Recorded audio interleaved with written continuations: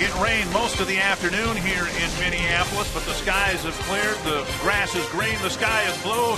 Twins fans are hoping it's time for the Twins to win a ball game. Game 2 with the Twins and the Angels coming up momentarily. Dick Bramer along with Bert Blyleven as the Twins hope to even this series at a game apiece. A convergence of factors in Scott Diamond's favor. He was pitching very well in AAA, and there was a crying need for good starting pitching up here. Yeah, Liam Hendriks just had a tough time up here, so he was sent down. That opened the door for a starter to come up, and that was Scott Diamond. Scott Diamond made 7 starts last year for the Twins, 1-5 high ERA, but I really believe, Dick, that those 7 starts are going to help him here tonight against the Angels. Outstanding in Rochester.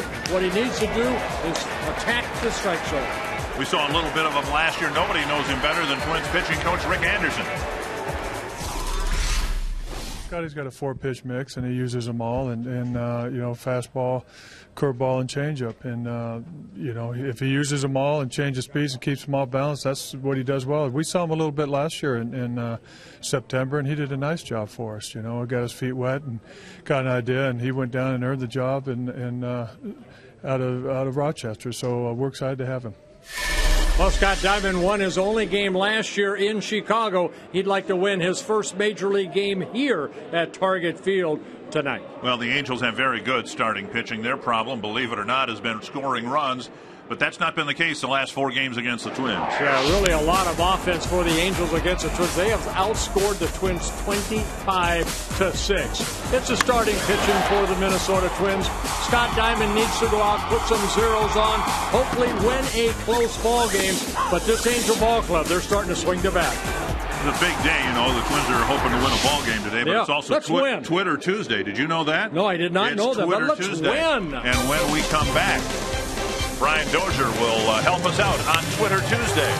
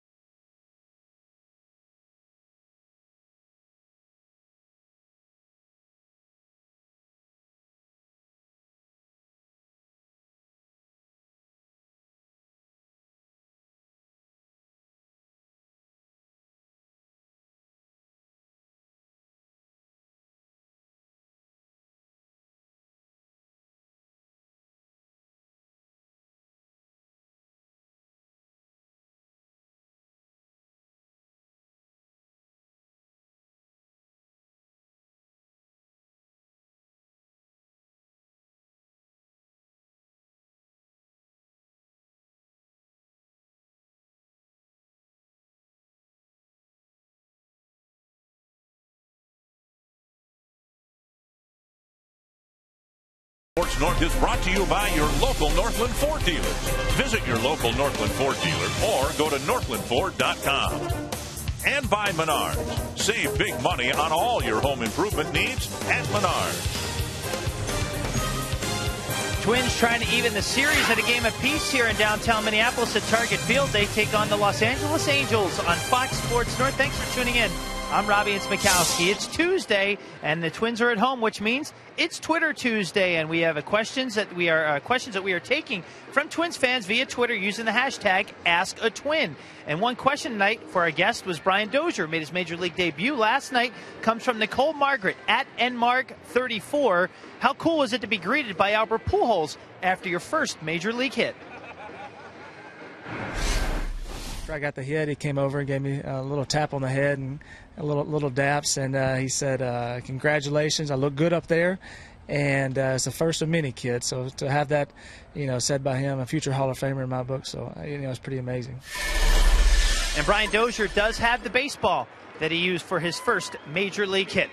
When we come back, we're going to see Scott Diamond's first start for the Twins this season here on Fox Sports North. He'll oppose Dan Herron, and first pitch is coming up next.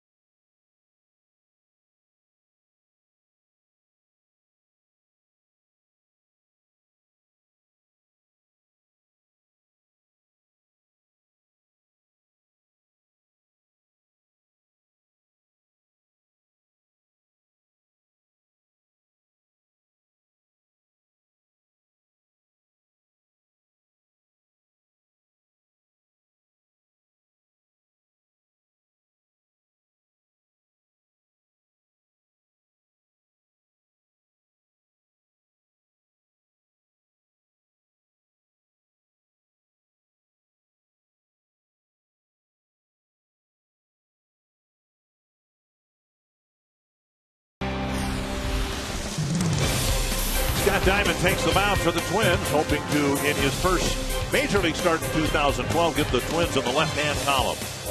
A team that's desperately in need of a win. They've lost 3 in a row, and that's what has marked the first weeks of this season. Short losing streaks, 4 games, 5 games, 6 games, 3 games. Dick, I think the biggest thing is just a good quality start. Give the team a chance late in the ball game to score a couple runs and hopefully win. Now the Twins haven't had the reliable starting pitching to allow them to have corresponding winning streaks. Here's the Menards batting order for the Angels. Mike Trout, their leadoff man. Alberto Callasmo, Albert Pujols, Torrey Hunter, Mark Trumbo, Howie Kendrick, Vernon Wells, Eric Ibar, and Chris Iannetta. And that lineup facing Scott Diamond's a left-handed pitcher, 25 years old, from Ontario, Canada. Originally signed by the Atlanta Braves, a Rule 5 pickup by the Twins last year in December of 2010.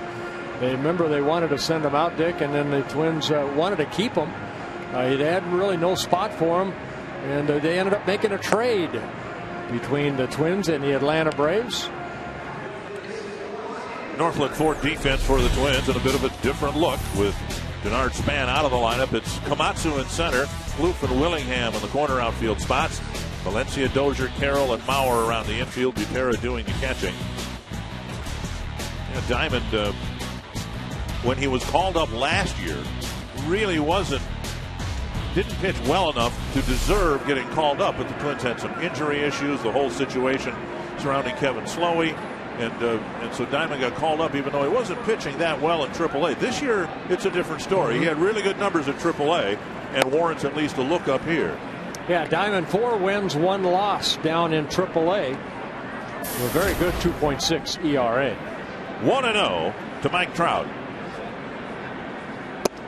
And a strike. And that's the key right there. One of the keys. Get ahead with that fastball and then mix in the other 3 pitches that Rick Anderson talked about.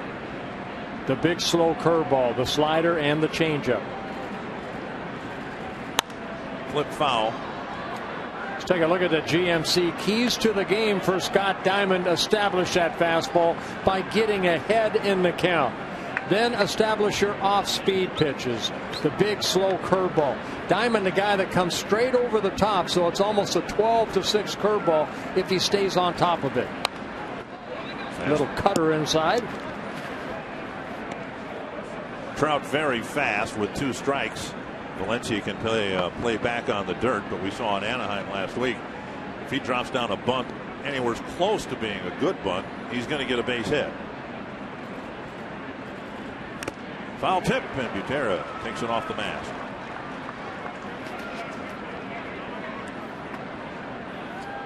Butera doing the catching. Ryan Domit in the game as the designated hitter.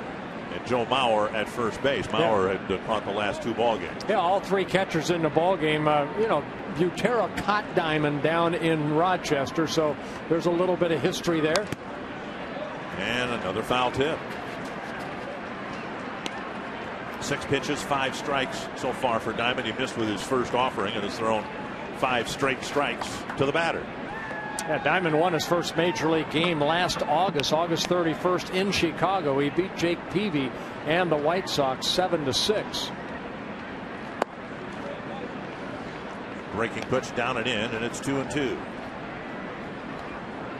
Mike Trout, only 20 years old. He got called up from AAA when the Angels let Bobby Abreu go to right center field, and the ball drops. And Trout thinks about going to second. Neither Plouffe nor Komatsu got there. And it's a leadoff single, a little flare into right center. Yeah, that ball probably right off the end of the bat had that little bit of tail on it, like it sliced toward right field. Not a bad pitch. Look at the pitch down. But Trout goes down and hits a little flare into right center that lands in front of Plouffe. Didn't look like he got the best of break on that ball to try to catch it. So Trout and his speed at first. Here's Alberto Callaspo.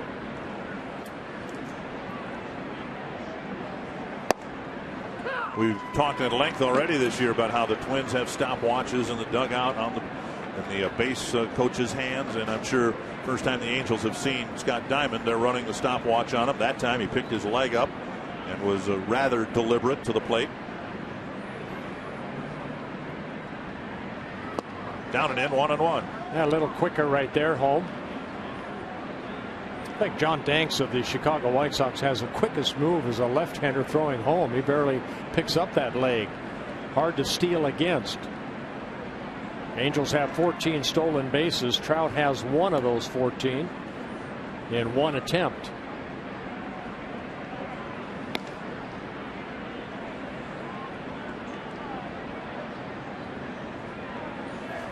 Four stolen bases last year for Trout in 4 attempts, so he's yet to be thrown out in a stolen base attempt at the major league level. Up the middle. Carroll starts a double play. Perfectly placed. A 3-hopper. Carroll fielded it, stepped on the bag, pushed off and through. Yeah, Taylor made double play. Dozier doesn't even have to be in this play right here because Jamie Carroll, an established infielder, no matter where he plays the hop, steps on the bag, quick throw over to Maurer for the double play. Base is empty for Pujols. And 2 are gone.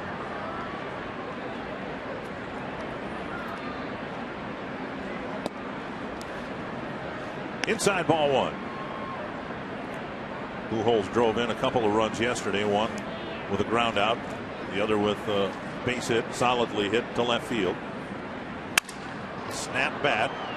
Carroll fields it, has time to throw, and Diamond has a good inning. Nothing hit hard in the inning, and he faces only 3 men.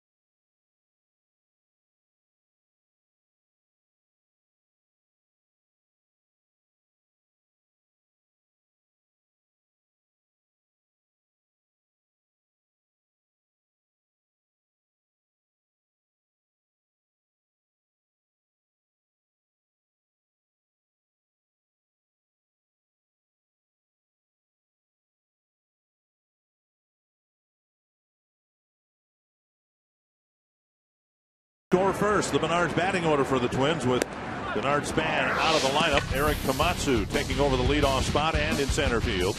Then Brian Dozier, Joe Mauer, Josh Willingham, Ryan Doumit, Danny Valencia, Trevor Plouffe, Drew Butera, and Jamie Carroll. And for the second time this season, the Twins will be facing Dan Haren, making his 7th start.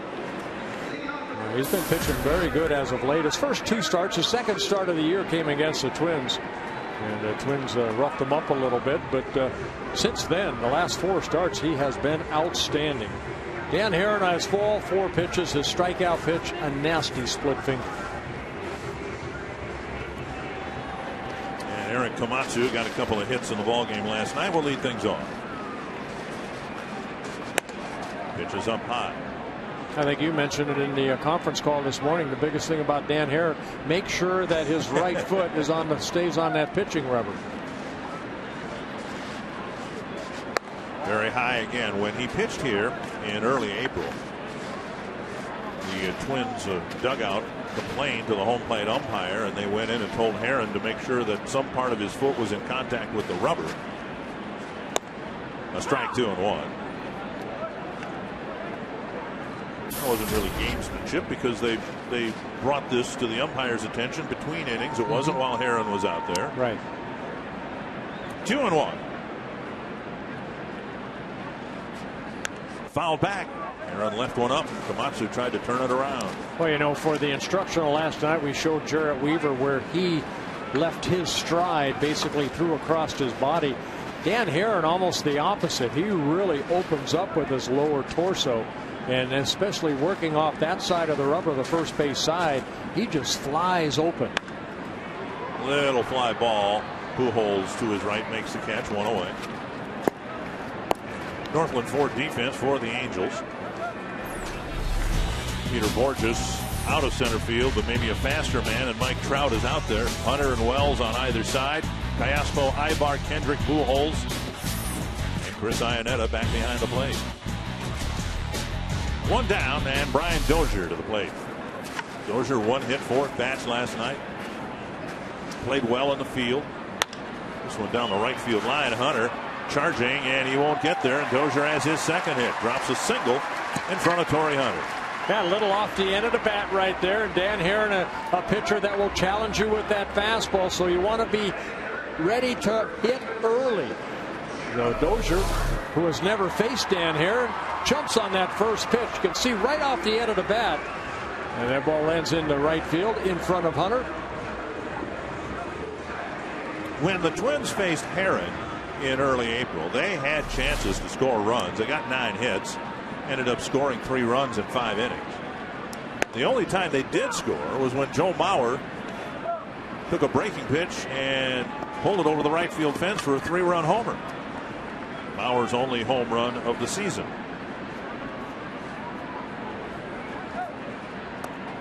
One strike. That's wide of the bag. 2 strikes. And Mauer in his career 9 hits and 24 at-bats against Dan Herron. A .375 batting average with that home run.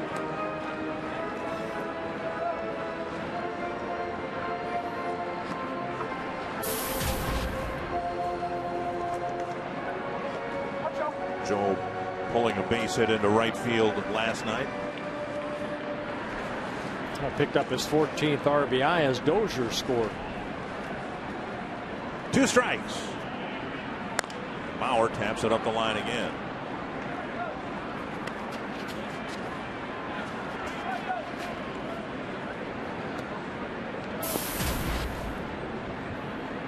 Pretty good numbers. Obviously, the home run coming here at Target Field in April. Twins trying to score first for what seems to be the first time at home this year. Got a pitch up and fouled it straight back.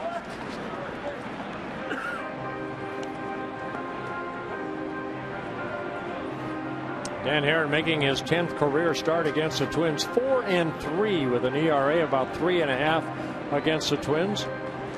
And 3 of the 4 wins have come here in Minnesota in 8 starts.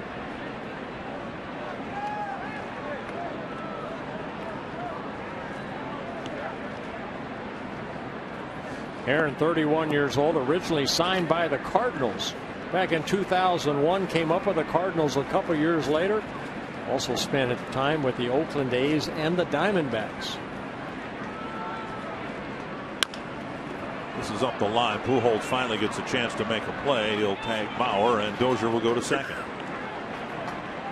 And that'll bring up Willingham.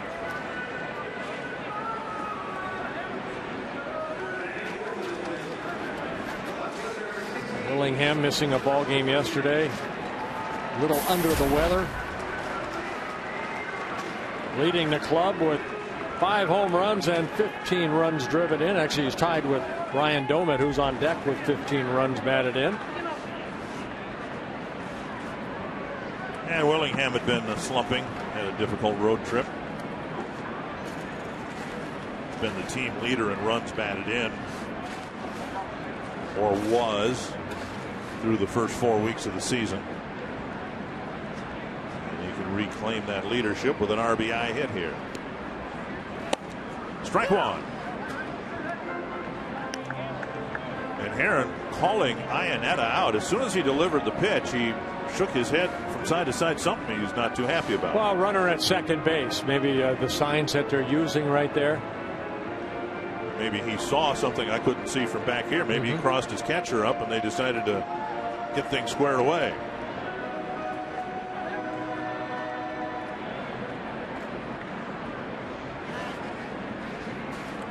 One strike to Josh Willingham. That's to the right field corner. And off the wall, Willingham will score. Hunter throwing to second. It's a double. And the Twins take a 1-0 lead. Well, Willingham now leading the Twins with 16 runs batted in, with his 8th double of the year, driving in Dozier. So good 2-out hitting right here by Willingham, taking that pitch the other way. And that ball hit over the head of Torrey Hunter. Willingham's took a little hesitation around first base. Good strong throw by Hunter, but just able to get that foot on the bag before the tag was applied. Now the designated hitter, Ryan Domet. Outside, ball 1. This is just the 3rd time this year that the Twins have scored first at home. That's a good sign.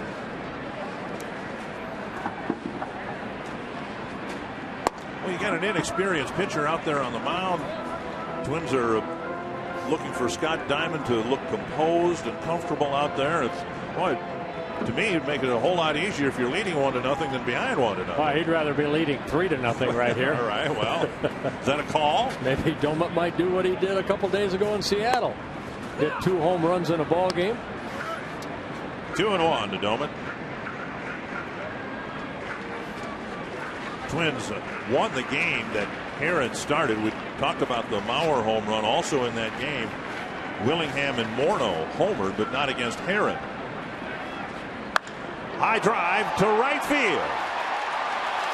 Just like that. It's 3-0. And Scott Diamond says thank you very much. So Ryan Domet hitting his 4th home run of the year. Looks like he got a pitch up. And a nice strong swing. Hitting it into that right field area for a big 2-run home run. And a pair of 2-out extra base hits. Something that has been very short supply for the Twins. And they take a 3-0 lead. Now take a look at the pitch right there. It's a fastball up. And you're just wondering if it had enough with that high fastball if Domet could hit it out of the ballpark. And he was able to. Valencia takes a strike on the outside corner. Herron giving up his 6th home run of the year. This is his 7th start. All 4 of Domet's home runs from the left side of the plate. 1-1.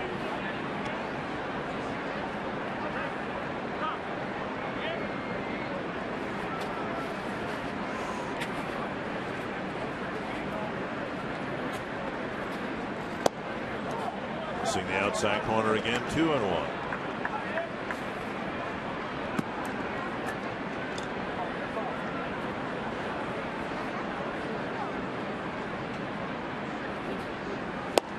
Valencia swings through it to even the count. Yeah, Danny 5 for 12 lifetime against Dan Herron. The average only at 207.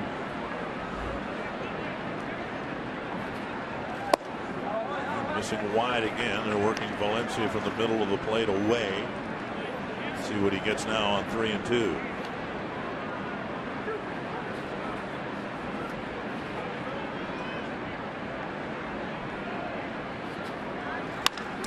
Roll to third. Callaspo gobbles it up and throws to Pujols to end the inning.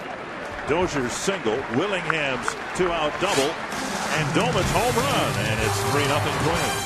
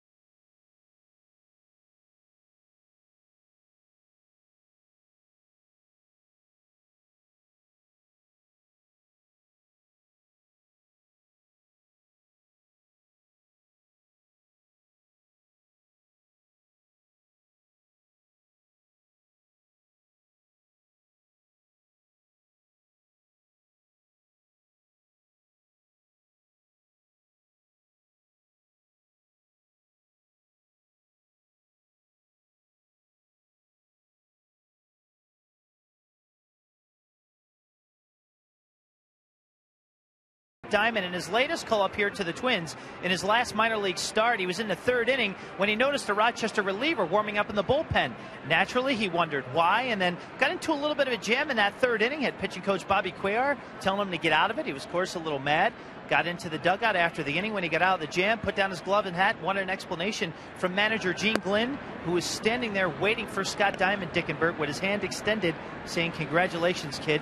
You're going to the Minnesota Twins." Needless to say, he was not mad after that. But he did work out of the jam. Good for him. 2-0.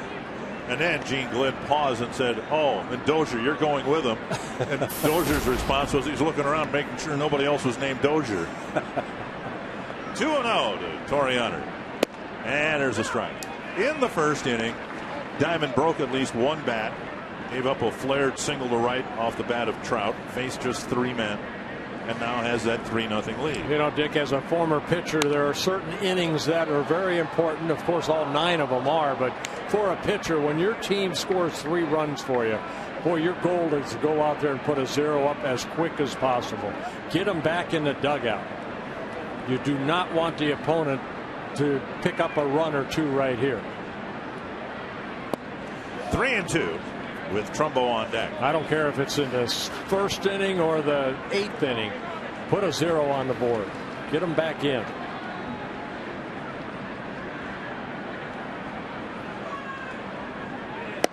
He strikes out Hunter, and frankly, Bert, that's been one real big shortcoming for this Twins starting staff. When the Twins have scored early runs, they've given them back in the next half inning. Exactly right. So, you know what, Ron Coomer, you're down there in the camera well. Scott Diamond's made some adjustments down in AAA. Well, that's what we've heard, Bert, and you know, you never know how those adjustments are going to be once you get to the big leagues. You all know that, but you know, to me, 2 things really stick out. One, he's patting himself after Carl Pavano, which to me is a very smart thing for a young pitcher, to watch how a veteran pitcher and a very good one goes about his business. And 2, the other thing, in talking to Gene Glenn, the AAA manager yesterday, he talked about Scott being able to add and subtract to his off-speed pitches and his breaking ball, which we saw right there. A good, hard, sharp slider going down, and then we've seen the one that he kind of throws over that's a lot slower. You see this slider right here. That's a good sharp slider from the side here, going straight down. He had great arm angle. So to me, that's the one interesting thing, is how he does right there with that breaking pitch. Pretty good chance Trumbo will see that slider again in the later innings, because he just swung and missed at 3 of them. You know what I like to see about that right there? We just showed you the 2nd strike. He didn't try to make the 3rd strike that much better. He threw the same one because it's the same result as strike 2. Sometimes you see young pitchers throw a good breaking ball, and the next one they think they have to even throw a better one, and it ends up being in the dirt. Great pitch sequence right there by Diamond, staying under control and picking up his 2nd straight strikeout. Kendrick takes a fastball for a ball 1. Bert, I got a quick question. To me, in watching Scott Diamond, he has such great arm angle with his release point being so high right there. That's got to be good for a guy throwing a slider. I mean, for a hitter, it was tough. When a guy threw like that last slider he threw for the strikeout, that ball's going straight down, and it's tough to pick up the spin of the slider. Yeah, when you're straight over the top just like that. There's a little flare foul, though. It's so much easier to throw a curveball from up there, and a breaking ball, and also a changeup when you're on top of that baseball. A lot of times you'll see guys that go sidearm or 3/4. It's hard to throw a curveball there. You're going to throw more of a slider, but Diamond is more over the top. So as he stays back, he can create that good downward plane and then put some rotation in it to make that breaking ball go down. To center field, Komatsu trapped it. May have knuckled its way out there, but 2 balls hit out of the infield, and they both have dropped for hits. Well, that breaking ball left up right there, and here's Howie Kendrick again, a .350 career hitter against the Twins. He did not take it, you know, he takes advantage of that breaking ball that left up right there. A line drive, and Komatsu had a tough time picking that ball up. We've seen a couple balls out in the outfield that probably should have been caught. But 2 base hits now for the Angels. Vernon Wells, the hitter. Wells picking his batting average up, picking up some multi-hit games here over the last week. Roll to the left side, cut off by Dozier. He'll have no play. And a diving stop on the outfield grass. He went down to make the play on that right where the water was dumped off the tarp. So he'd probably had a wet baseball to pick up and throw anyway. Oh, this is a base hit anyway, but a great effort right there. Had no chance, but did pop straight up. And you're right. I mean, with the tarp coming off right in that area right there, that's where all the water on Thursday. You're going to have to do a better job of getting some of that water off. We've seen the last rain for about 4 days, thankfully. No. I was hoping. I even tweeted that I wish today was Thursday, because they put that tarp on a couple, 2-3 times today. I just wish you were part of it. Here's Ibar taking down an in, and Diamond trying to protect that 3-0 lead. Suddenly has the tying run at the plate. Well, stay within yourself right here and make a good pitch. Ibar has been struggling from the plate, a switch hitter, struggling from both sides of the plate as a right-handed hitter, hitting .226. Fastball at the knees. Good pitch down.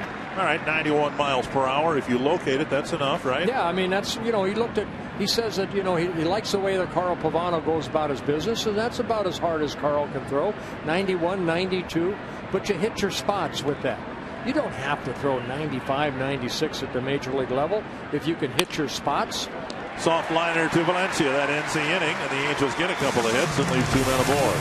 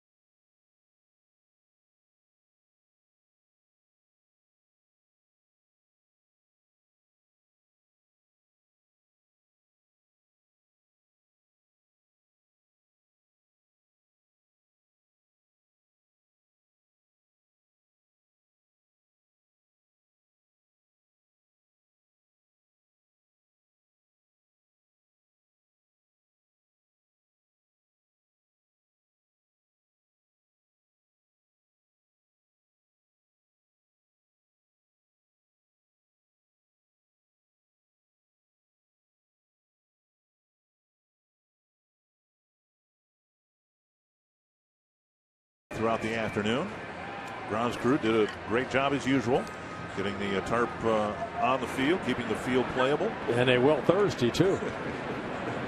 Trevor Plouffe. For those of you who don't know, I'm going to be part of the grounds crew on Thursday. I'm not announcing the game. Anthony LaPanta is going to be sitting up here doing the play-by-play while I go down and be a member of the grounds crew for the day. Now, you've got a couple more days to think about. You were down there today, I know, when they were putting a tarp on. Did you ask what your role's going to be? Well, I asked when the coffee breaks were. They're bringing me in here at 9 in the morning. Wow. And, a lot of different things. Larry DeVito right there. So he's having a little Mountain Dew break right there.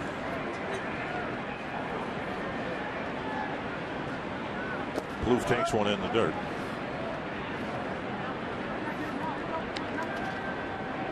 I understand they're going to put a microphone on. Yes, and we're going to follow you. We're going to start you at the pregame show starting at 6:30 on Thursday. Well, now, if I'm going to be here at 9, I thought they'd break into programming and just televise the whole day. Well, they might. They might.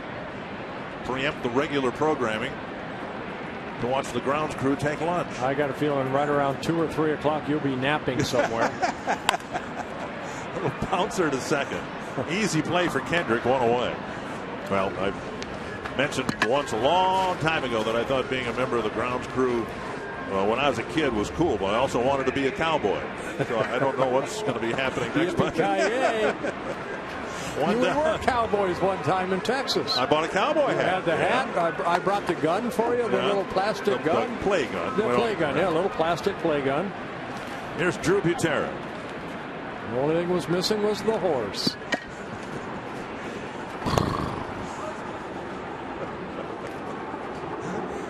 1-0. Well, Drew getting a chance to play, just a couple at bats so far this year. That's hit to center. And that'll carry to Trout right on the button for out number 2. 2 down, and that'll bring up Jamie Carroll. You can enjoy the best that Target Field has to offer with your group of 25 or more. No deposits required for a 2012 group outing. Simply reserve your best guest number of seats today and pay only for the number of tickets you actually need. You'll be seated together and your group's name will appear on the Target Field scoreboard. It's time to organize your church, business, school, or sports team, so call 800-33-TWINS and ask about a Twins group outing. 2 gone in the second. Number 9 batter Jamie Carroll takes a strike.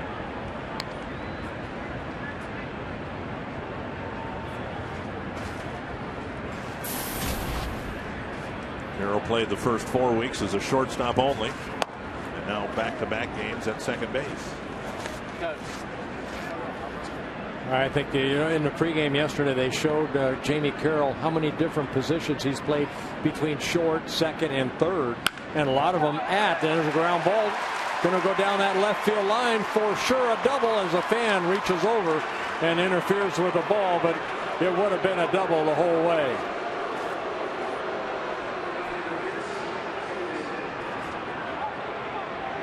So Carroll gets a 2-out double, and that'll bring Komatsu. Yeah, 5th double of the year. Comes to 2 outs here in the second inning. Pulling that ball past Kai Aspo, who's playing third base. And Vernon Wells hustling to get the ball, but the fan reaching over and interfering with that ball.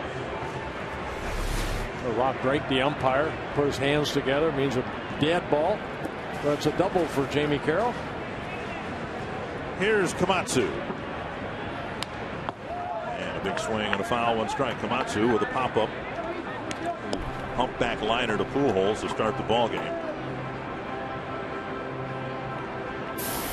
And Komatsu, a Rule 5 pickup. And when we have a moment here, we'll try to go through what the Rule 5 process is. We've kind of explained what the obligation is for the team, but we haven't really described who's eligible. And we'll do that right now.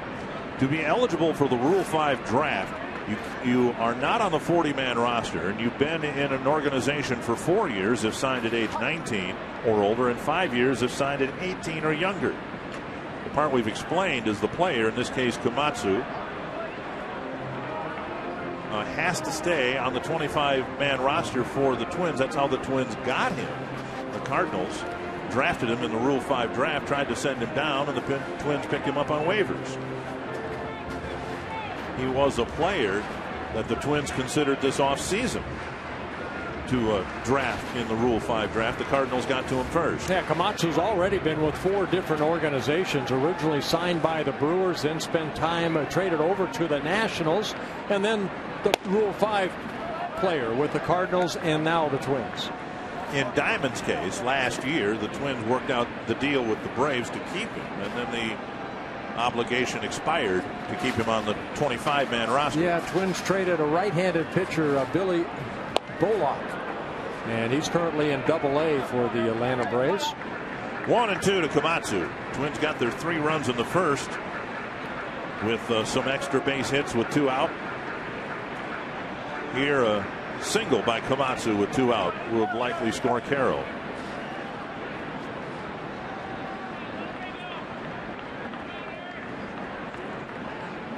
In the dirt, smothered by Iannetta.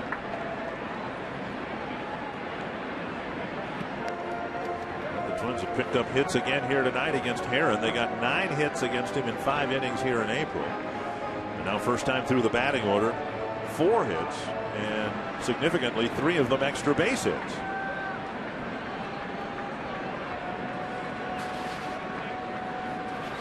Inside, turned him away, nearly hit him, full count. Yeah, and that outing here in Minnesota Target Field, the Twins ended up winning that ball game 10-9. Herron struck out 7 in the 5 innings he worked. Strikeouts yet. First time through the batting order. Full count to Komatsu. That's hit to right center field. Hunter chasing it and getting there. So Komatsu made a bid for a hit. Hunter denied him, and the Twins still lead 3-0.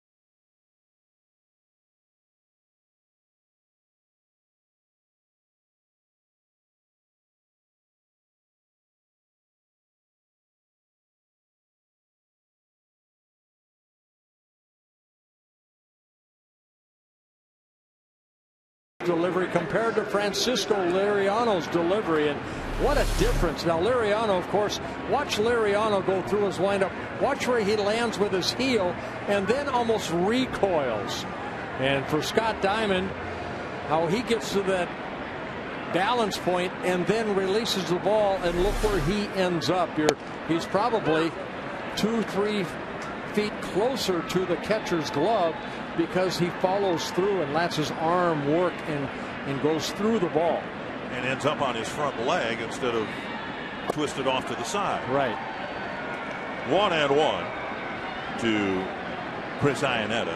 Well, what amazed me last night in the instructionals when we showed where Jarrett Weaver landed, but he was still able to get over and follow through and almost go toward first base. Weaver winning his 5th game last night. 1-2. Diamond to Iannetta. Pitching should be simplified on a couple things. Staying back, finding that balance point over the pitching rubber, utilizing the pitching rubber to drive with your drive foot, and then stay balanced and hit your spots like that. 3rd strikeout in the ball game for Scott Diamond, the first called 3rd strike. You can let us know who you think will be the Arby's Value Player of the game. Text the word value followed by a space in the player's name to short code 234-234. Some offense to split the voting. Scott Diamond with 11% of the vote. If he continues to pitch shutout ball, I'm guessing his vote total is going to increase. Ball 1 to Mike Trout. Trout singled, had a little flare into right center field to start the ball game, but then Diamond got Callaspo to bounce into a double play.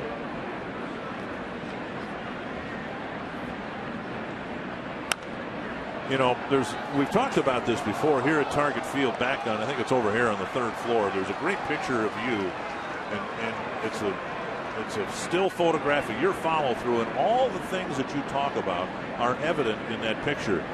Working out front, the follow through, snapping of the wrist, you're out over your front leg as you're following through.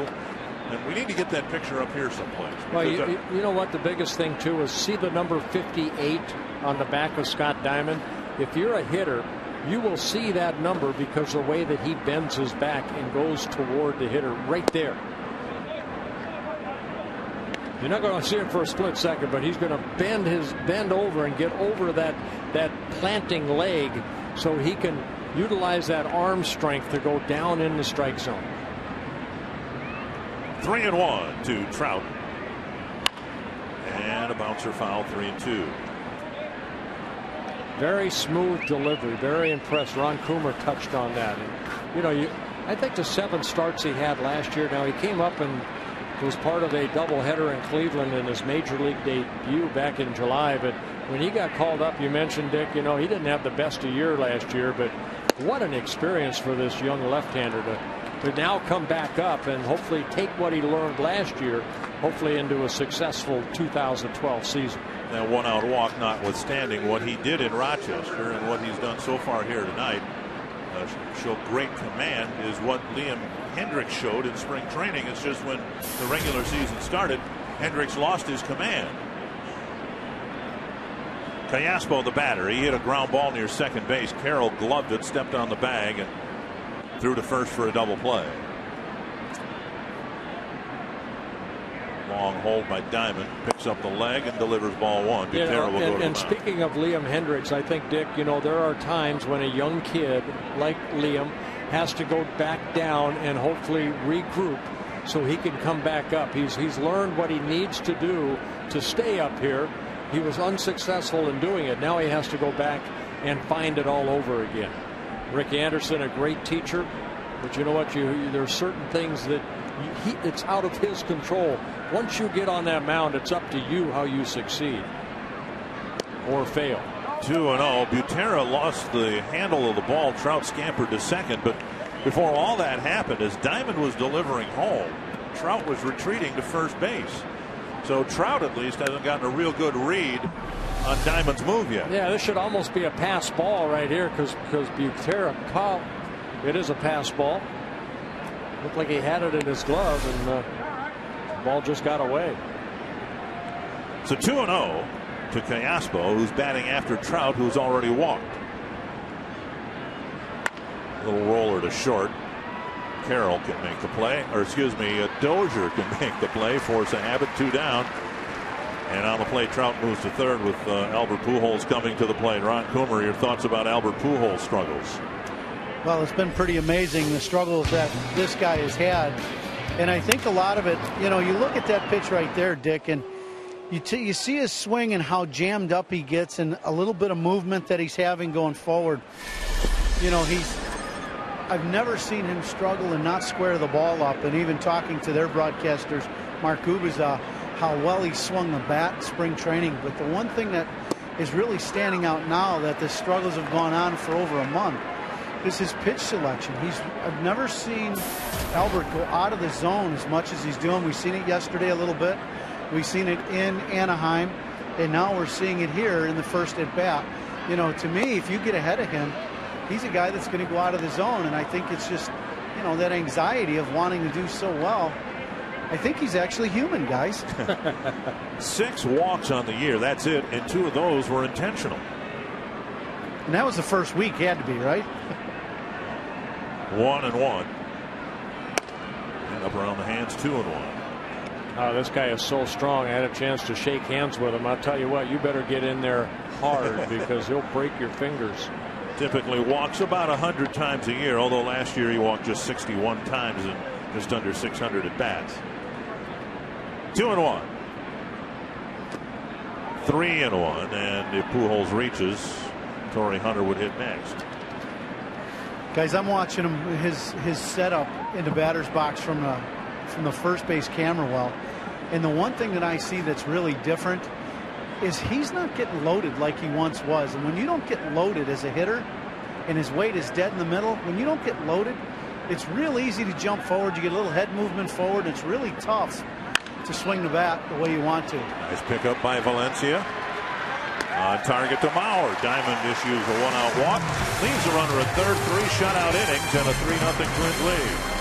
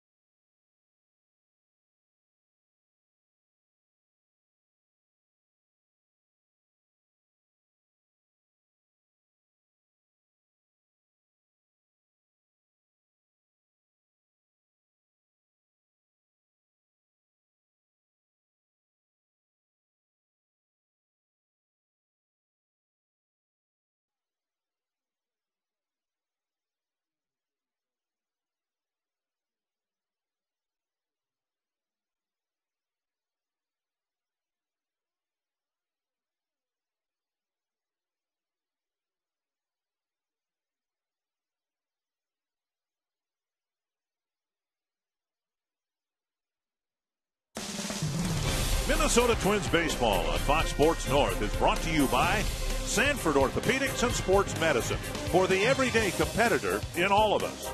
By CenturyLink, a different kind of communications company. CenturyLink, your link to what's next.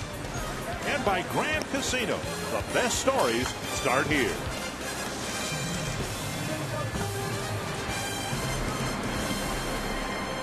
Brian Dozier to lead off the bottom of the third inning. I'm calling a bunt single. So much for that. Ground ball to second on the first pitch. Dozier tossed out. He's 1 for 2. Yeah, 2 pitches that he's seen from Herron. 1 for a base hit, and then jumping on that first pitch again and hitting the ground ball out. Just to backtrack on Liam Hendricks. Tonight in Rochester, 5 2/3 innings, only 3 hits allowed, 1 run, couple walks, 8 strikeouts. AAA high for the Rochester. And that's exactly what he did in spring training. Yep. Numbers like that. That's why he won a job out of the spring training camp. Here's Joe Mauer. Breaking ball covers the outside corner. You know, Dick, the game of baseball can be so negative. You know, the Twins are off to a slow start, 7-21 on the year, but you have to find the rainbow. You know, I mean, it rained earlier. You're looking for the rainbow. You're looking for something good to happen, and you hope it starts tonight. That's all you can in the game of baseball. You forget about what happened yesterday and you move forward. It's hard for some fans sometimes to understand that this is not, you know, the ball club that Ron Gardenhire expected out of spring training. He expected the starting staff to be a lot better. You know, Baker's gone. Blackburn struggled. Liriano has struggled. There are the numbers of Liam Hendricks down in Rochester for the Red Wings. And if we had seen that second line there, 99 pitches, 62 strikes, if we'd have seen that up here, he'd probably still be here. And he knew that. You know, he blamed himself. Slice to the left field corner, and a long run for Vernon Wells. He's not going to get there. And Mauer is going to get 2. Wells kicks it around in the corner a little bit. Just a fly ball down the left field line, but Wells playing over in the gap a little bit, and he didn't get there in time. Well, it's nice to see in this ball game so far, 5 hits for the Twins, 3 doubles and a home run. Some extra base hits. Joe Mauer slicing that ball away from Vernon Wells. It got away from him a little bit right there, but he's able to get it back in. And for Mauer, his 5th double of the year. Carroll pulled his double and Doman pulled his home run, but the other hits have gone to the opposite field, including Willingham's RBI double toward the right field corner. Inside ball 1. Willingham has, or had, the team lead in runs batted in for 1 at bat, because Doman hit a 2-run home run behind him.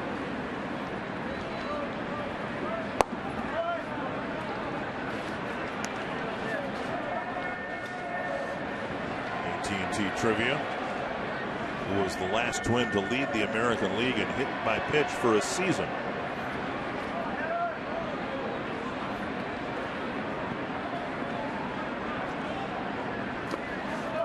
And now 3-0 with Doman on deck.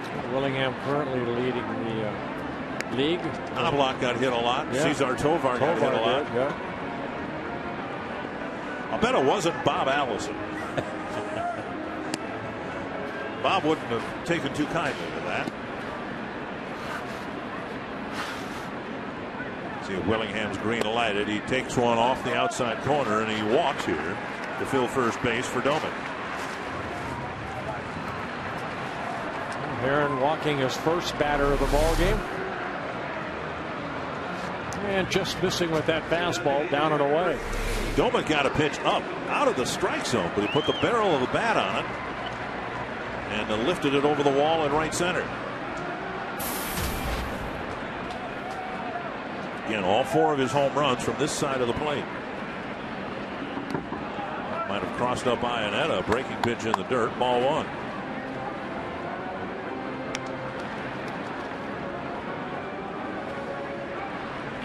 Doman with a 2 home run game in Seattle on Sunday. He got the first one out of the way tonight early.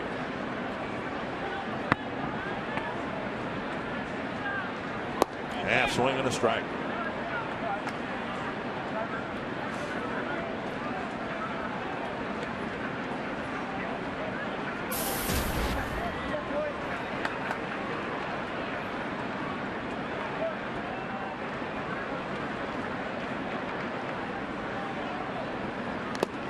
Front tap foul. I don't know if this makes any sense. I'll try to explain it. I had a thought on the drive home last night that the Twins lineup, as anemic as it's been for most of the season, would be a much better lineup if the Twins had better starting pitching.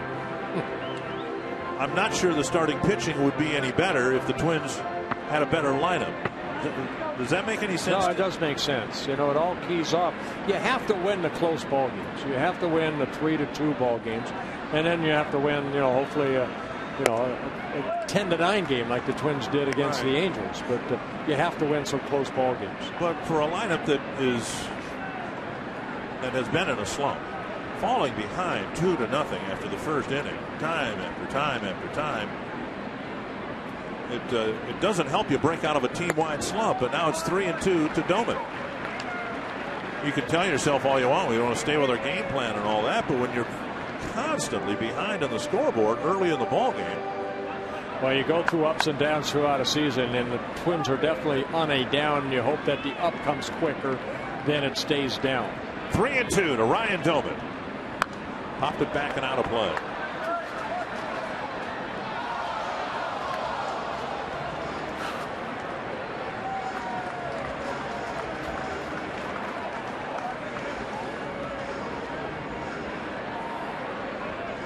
Trying to break through again against Dan Herron. They pushed 3 runs across in the first inning. Now a threat in the third. Hook foul. Watch Wicked. out. Over the Twins dugout. Everybody okay? I hope.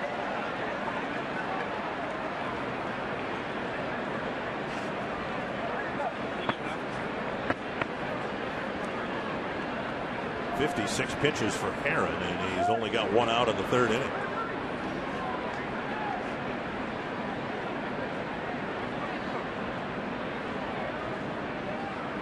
Took ball 4, and they're loaded up now for Valencia. Well, 2 straight walks by Dan Herron, who came into this ball game with only 7 walks in 40 innings pitched. Mike Butcher, not John Butcher, coming out to talk to Dan Herron. Thank you.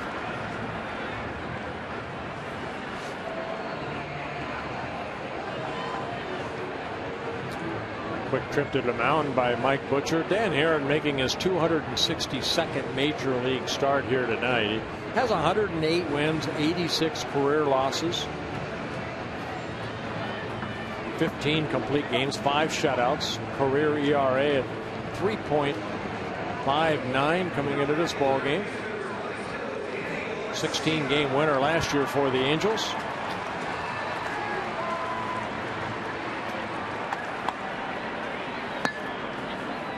This is where you need a good hit right here off the bat of Danny Valencia. Take advantage of the 2 walks. Take advantage of the Mauer double. Now he's at third looking to score. Make Herron throw you a strike right now. Ball 1.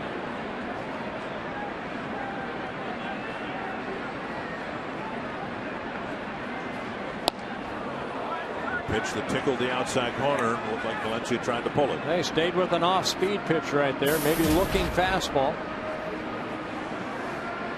Good numbers with bases loaded for Danny.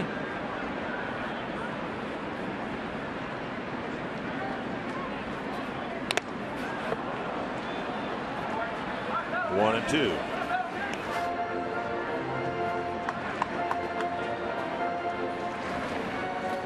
Angel bullpen getting an early wake-up call. David Pauley warming up.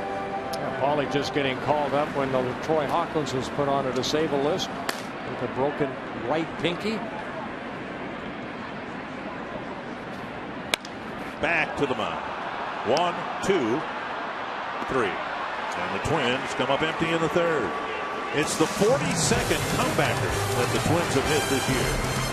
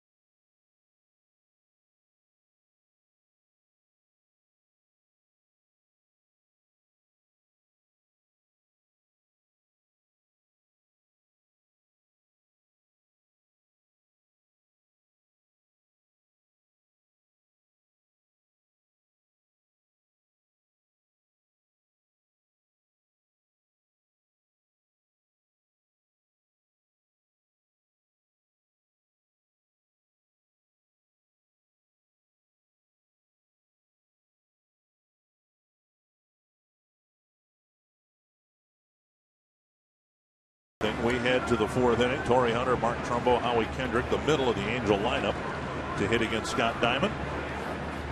And we're happy to have Stan Dickman, the director of the Twins fantasy camp, to talk a little bit about an option for many of you who have played baseball, maybe have not played baseball, but would like to give it a try at the Twins fantasy camp right after the first of the year. The dates, January 5th to the 12th.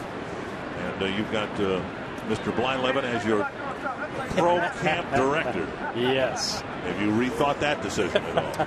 I've had a few sleepless nights, Dick, but no, that's the best move we've made. Ball 1 to Hunter. Now, Stan, you were telling me down on the field before you've had a lot of rookies, you call them, first timers who've inquired about it. When they ask about it, what's the selling point to the first timers? Dozier scoops it up, slings it across the Mauer, 1 away. Well, what I tell anybody that calls me, Dick, when we talk about the camp is coming to the fantasy camp, it's like being invited into the inner circle of the Minnesota Twins family. And I mean, just more than just the camp itself, it's the opportunity to spend time with people like yourself and Bert and Ken Herbeck and Frank Viola and Tim Laudner and Frank Tom Bernansky. I mean, the list goes on. It's a great group of people. And once you've been to the camp once, you're part of the family. 1-0 to Mark Trumbo. Howie Kendrick will hit next. Doesn't mean we always get along either, especially in the Kangaroo Court. We raise a lot of money for Children's Hospital down there, but you know what? We have a great time. There's no scouts there, and I think that's the first thing people have to realize. You're not going to go down and sign a professional contract if you come to the Twins fantasy camp. This is to have fun. It's to congregate together and just play the game of baseball. How many games do we play? 8, 9 games a week. You're going to play at least 8, and some of the campers will play 10 to 12 games before the week. So it's a lot of baseball. Yeah, you talk about the money we raised, Bert, in one of our most recent newsletters. We touched on that directly in the 5 years I've been involved with the camp. Stroked solidly to left. Willingham, backhander, knocks it down, and Trumbull will go to second with a 1-out double. First extra base hit against Scott Diamond. Yeah, the direct money we've earned from the campers through Kangaroo Court fines and through some of the charity auctions that we do, we've raised probably over $80,000. Now we leverage some of that every year and become one of the sponsors for the Twin Celebrity Golf Classic down at Fort Myers, and in our partnership with Lee Memorial Children's Hospital down there, we're real proud to have raised over $600,000 over the last 5 years. And I think we showed in that clip, women are invited. They participate in camp, and 3 or 4 women were part of the camp last year, right? We had 4 last year, and 3 of them are already registered to return next year. Yeah, that's awesome. I know, Dick, you come down, you dress out, you have a great time. You were the MVP, camp MVP member, many times. I know your lack of ability has kind of diminished a little bit over the years. I wanted to bring up not that. Thank you for doing that. But and of course, the money raised in the Kangaroo Court does go to a very good cause. But I'm wondering whether you've given any thought to my children's desire to go to college, because I seem to really get hammered during the Kangaroo Court. It has a lot to do with who the judge is.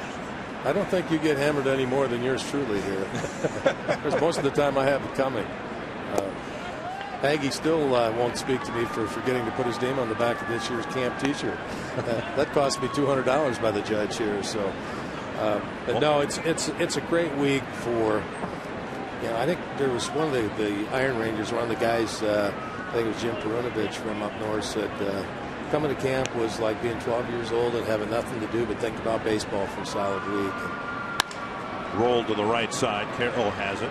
Trumbull advances to third. We showed the group picture of all the pros there, and that's something that I just. Here's some video of a star player. Now there's a base hit right here. Look at you take off. Are you going to slide? Yes, he slides safely. He's in there.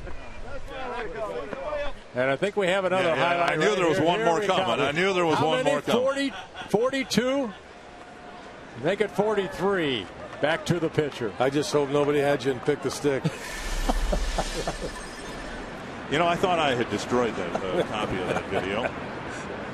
But you had a good swing. I did. You got the barrel of the bat. It was a 3-0 count, too. That was a 3-0 count. That was awesome. I think you were trying to do a favor. Move one of the games along, I believe. My managers, coaches, were Tom Bernansky and Kent Herbeck. Oh, I immediately went on the waiver wire after that.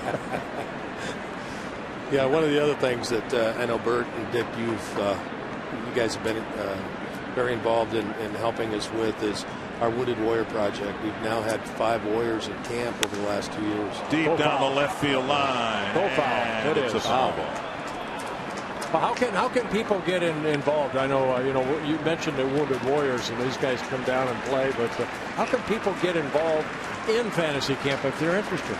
They should contact us. Like the telephone number's been thrown up a couple of times, 888-446-TWIN. Give us a call at the office. Leave your information. I'm not there tonight. I'd be more than happy to get back to you. Right. Visit us on the web at www.yuratwin.com or twinsbaseball.com, and we'll get right back to you, get you all the information that you need. There's a great FAQ tab on our website at yuratwin.com that'll answer a lot of those questions that are most frequently asked. And we got Father's Day, Mother's Day coming up. This makes a tremendous gift. I'm always amazed at how many wives have sent their husbands just to get out of town for a week. Yeah. It's awesome. It's either walleye fishing this weekend or fantasy camp in January. 1-1 to Vernon Wells. Fastball off the plate, 2-1. And if I can expand on the age restrictions, there are none. I pitched one year. I stood on the mound and I had a 72-year-old first baseman, a 74-year-old second baseman, and a 70-year-old third baseman. Strike him out, Dick. Strike him out. I never had more fun in my life. It was awesome. Tapper to short. Dozier has it. The Angels strand another runner. Another shutout inning for Scott Diamond, and our thanks to Stan Dickman for stopping by and talking about the fantasy camp. Thank you, Stan. Thank you, guys.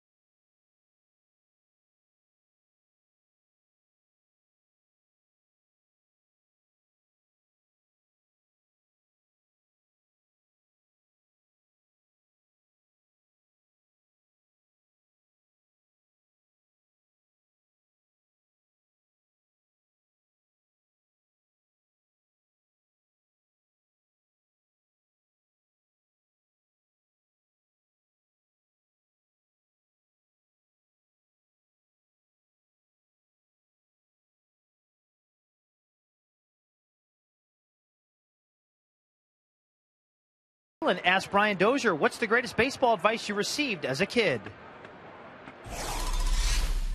Probably from my college baseball coach.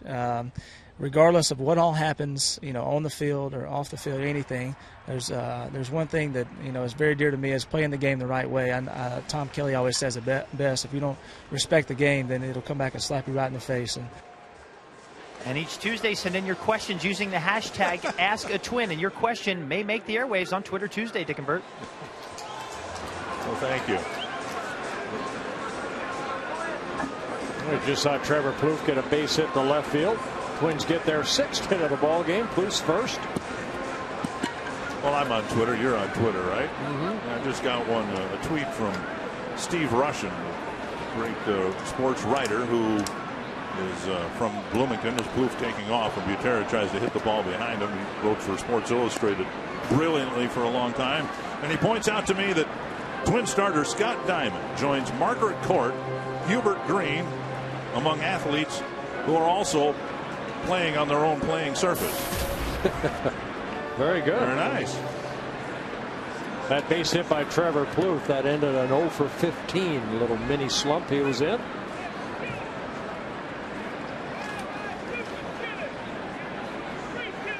The Twins put the hit and run on here. Butera couldn't put it in play. Had a big threat going in the 3rd, but fantasy campers and major leaguers, sometimes they all hit into 1, 2, 3 double plays. Butera actually stung the ball hard his last time up. He hit the ball sharply to center fielder Mike Trout. That coming in the 2nd inning. In the dirt. What we saw of Jared Weaver last night was significantly less than what we saw when he threw his no-hitter. Weaver himself admitted that. He found a way to win without his best stuff. And similarly, I think what we've seen from Aaron here tonight is not quite as sharp a performance as we saw in the game here earlier in April. Well, you know what? You make the adjustment, and that's what Dan Herron will try to do. Butera takes another one solidly up the middle. So the Twins have hits from Plouffe and Butera, and that'll bring Carroll to the plate. Drew, of course, spent the whole month of April down in Rochester, got called up on May 1st. And just his 4th at-bat since his call-up. Lines a base hit to center field. Little breaking ball. Good piece of hitting right there by Drew. Puts runners at first and second. Nobody out. Now Carroll will hit, but Mike Scioscia is going to come out and perhaps make a pitching change here.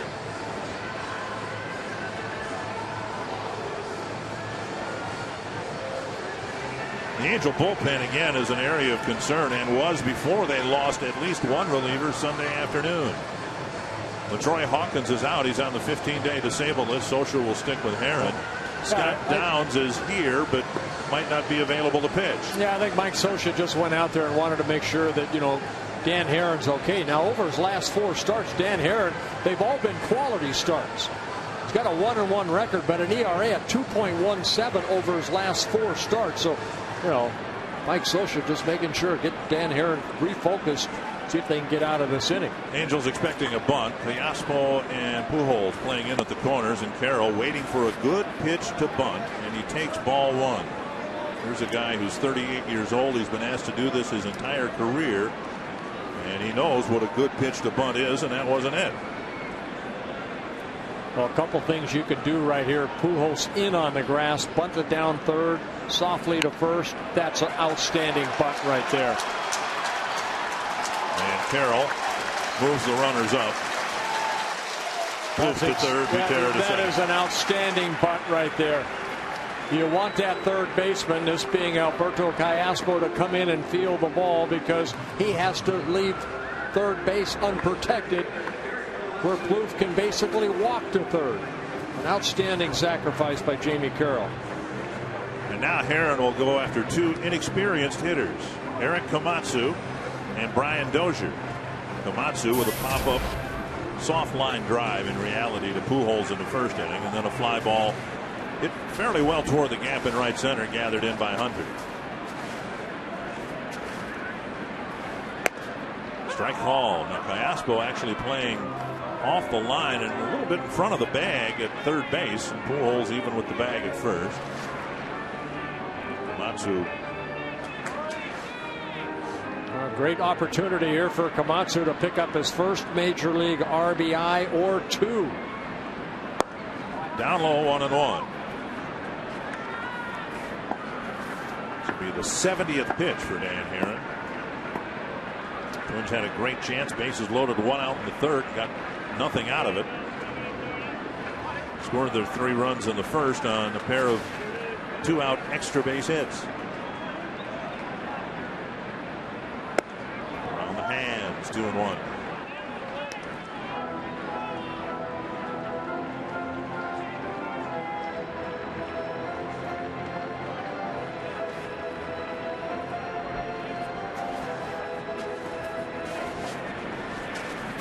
Big spot for Komatsu, trying to win over some hometown fans in this at bat. 2-2.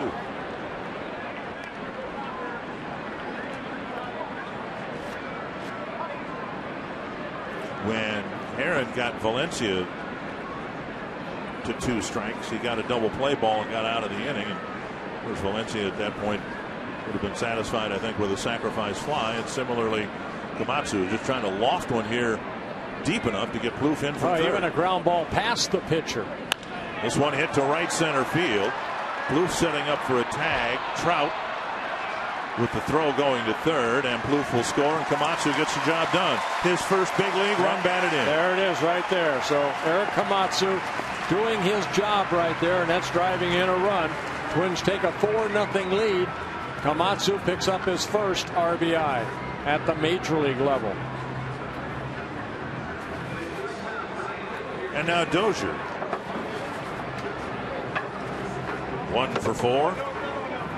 Scored a run in the first inning. Has a chance to drive in his first run.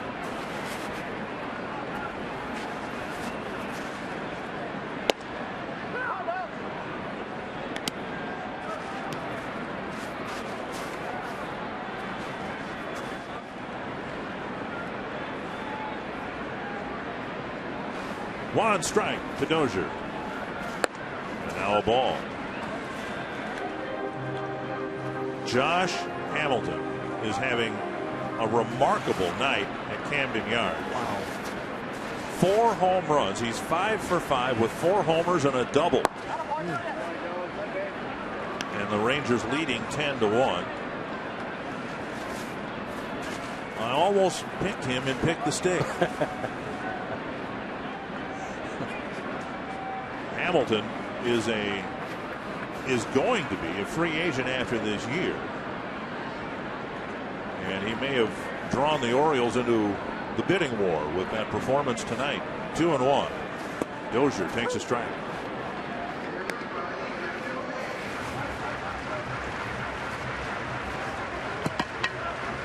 Meanwhile, the White Sox bullpen has coughed up another lead. The Indians and White Sox are tied. Cleveland still batting 3-3, bottom of the 8th.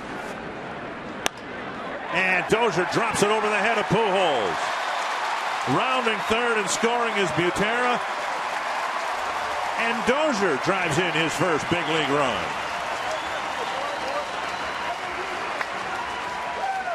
Dozier picking up his second hit, his third major league hit. Good piece of hitting right here. Watch this pitch. Away, just goes with it. Doesn't try to pull it. And hits it softly down that right field line.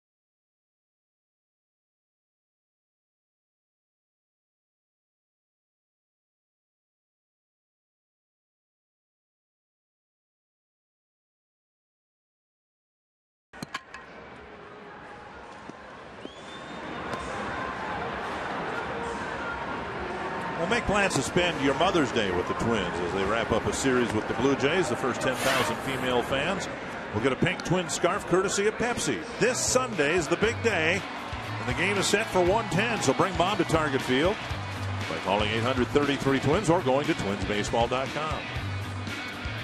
The Twins get into the Angel bullpen in the 4th inning. And Mauer, who doubled against Heron in the 3rd inning, will come up with a runner at first and 2 down.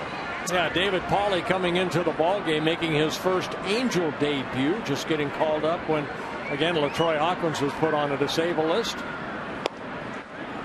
Outside ball 1.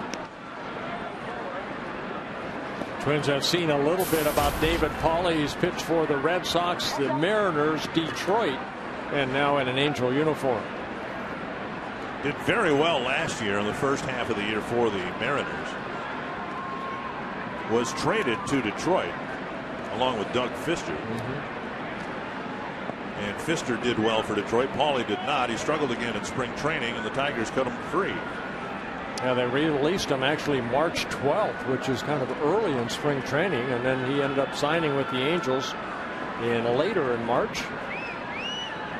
Mauer lifts it to left. Wells coming in, and he's not going to get there. Mauer has a couple of hits to the side and then in front of the left fielder Vernon Wells. Well, things going the Twins' way here tonight. So many times we see the Twins, hitting the ball sharply, but it's right at the outfielder. Here tonight, some of the hits falling in front. Good to see. Hawley with a fastball away off the end of the bat. Joe Mauer softly hitting it in front of Vernon Wells. Twins pick up their 9th hit of the ball game. Yeah, this might be the game the Twins have been waiting for, where you look for one game where everybody kind of shakes the shivers out of their bones and gets some hits. Willingham got an awfully big one in the first inning, a 2-out double to right field. That might have been the biggest hit right there, because you know what, you struggle scoring runs with 2 outs. You need somebody to step up, and Josh able to do that with that RBI double. Ryan Doumit right after that, the 2-run home run. And Willingham takes outside 1-1.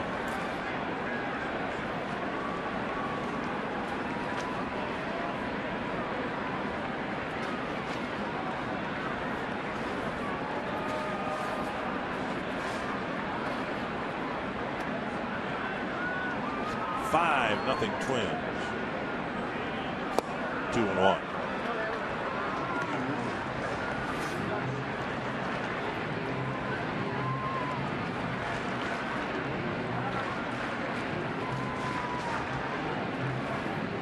Skies cleared late afternoon here in downtown Minneapolis, and the Twins have had more fun in the first 4 innings here tonight than they've had in the last 2 weeks.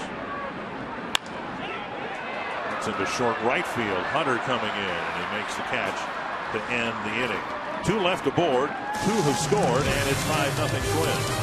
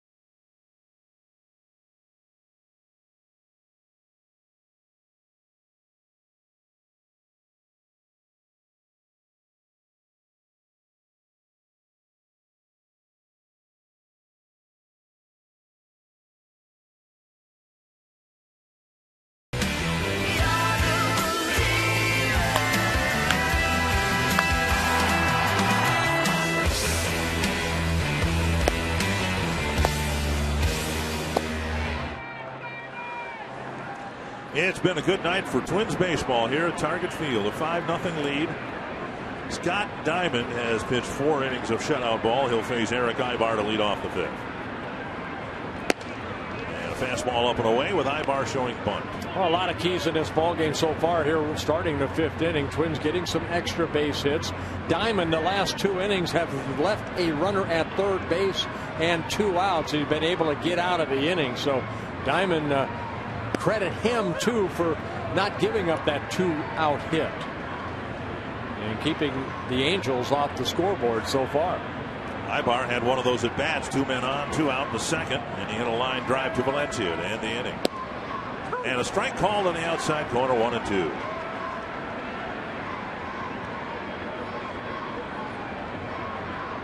Ibar, Iannetta, and Trout in the Angel 5th. And he came inside with a cutter and struck him out. And strikeout number 4 in the ball game for Scott Diamond. fastball inside. You see where Butera is sitting, and the ball running inside, and Ibar swinging through it. You can ask a question or offer up a comment online at carsoup.com/baseball. Lisa Thomas from Bloomington wondering whether we think Jamie Carroll will still see the field every day, or will he be more of a utility guy for the Twins? I think what Ron Gardenhire has already said, that Jamie's going to play some short, he's going to play some second, going to play some third. Will he be in every day? He's 38 years old. He hasn't missed a game yet, has he? And you can see where most of his time at the major league level has been at second base, but he's also played some outfield. Tapper to short. Dozier has a routine play. Over to Mauer, 2 down. Well, I think that Carroll is going to be in the lineup someplace every day. He's played that well in the field. As much of an emphasis as the Twins place on improving their infield defense last year, and as much as the Twins have a pitch to contact pitching staff, I think they feel much more comfortable with Carroll out there someplace. And if they've already announced to the world that Dozier is going to play every day at shortstop with an occasional day off, I think Carroll's going to be the primary second baseman, occasionally filling in a third. Here's Trout. He's reached both times, once with a single, once with a walk. Foul back, 2 strikes. This is about as close as the Twins have had for a long time of a pitcher and catcher playing catch. I mean, they've just gone back and forth. Diamond, put the ball in play, but there hasn't been, a lot of. I don't think there's been one trip to the mound, has there? Butera maybe has gone out once. Yeah, again, maybe Gardy put Butera behind the plate because of the little bit of relationship they have, and Butera, a catcher that gets down very low. Now he's working away again. Watch Diamond. If he missed, you miss away, which he did right there. He's semi around his spots, and that's what Tom Bernansky told me, that he's making his pitches down in Rochester in AAA. Bernansky, the hitting coach, he said he's just getting that big breaking ball over. And that's a pitch right there that sure looked good from here.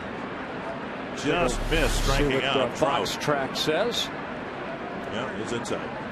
I believe Fox Tracks. I really do.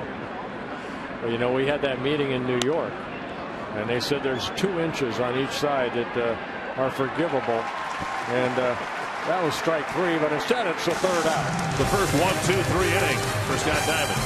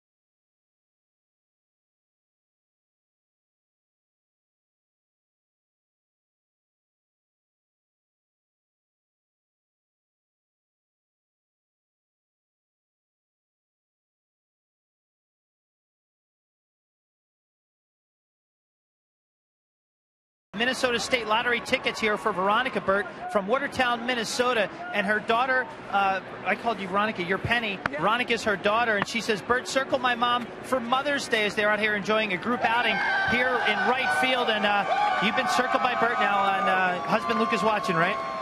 Yes, Luke. All right, Luke. So there you go. Your daughter and your wife circled by Burt, and they're having a lot of fun here. They might be home a little late tonight. Yeah, you are hereby circled. David Pauley facing Ryan Doumit, who's 1 for 1 with a walk. His one was a home run to right, his 4th of the year, his 3rd in the last 3 games, 2 of them coming Sunday. 1-1. He's already scored 5 times on 9 hits. Up high, 2-1.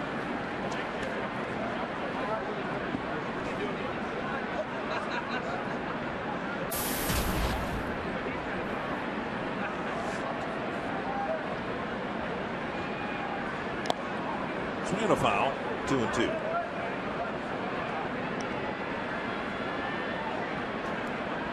Twins came back impressively against the Angels about a month ago. Angels were up by 6 runs. Twins came back to win it. That was the game that Dan Herron started. And Doumit lifts it foul over the Angel dugout. Well, David Pauley has a sinking fastball in the low 90s. Very good curveball and a changeup. His career numbers over 4 seasons, 9 wins, 18 losses with an ERA at 5.52. He did some starting for the clubs that he was with, the Red Sox, Seattle, and Detroit, but mainly used as a reliever. Dropped down sidearm a little bit there with a breaking ball and missed badly. 3-2. Doumit, Valencia, and Plouffe. You know, Dan Herron worked the first 3 2/3 innings. He had 2 walks, no strikeouts. Soft line drive to Pujols, 1 away. And I bring that up, Dick, because Dan Herron's a strikeout pitcher. So I had our research department look it up, and the last time he started a ball game where he didn't have a strikeout, you have to go September 4th of 2004. Wow. Where is he with Oakland back then? Yeah, he didn't have 1 strikeout. Wow. Here's Valencia. Bouncer to third and a 1-2-3 double play. Back to Herron in the 3rd inning. 2004, he was with the Cardinals.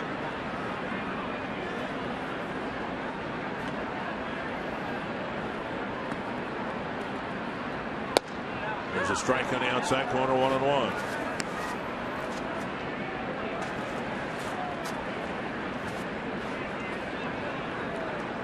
Angels regularly pitching Valencia away. They hang a breaking ball and get a called strike. It's not a, at least that's not where the target was. That time Danny got caught maybe looking out over the plate. 1-2.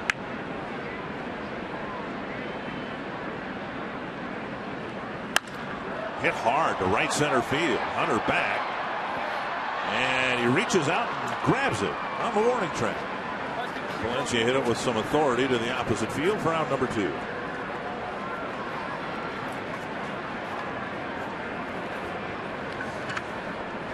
Torrey a little unsure about the wall here. He's talking with me today about the padding out there on the outfield.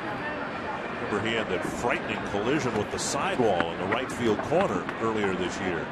Looked like he could have gotten seriously hurt. Up and into Plouffe, ball 1.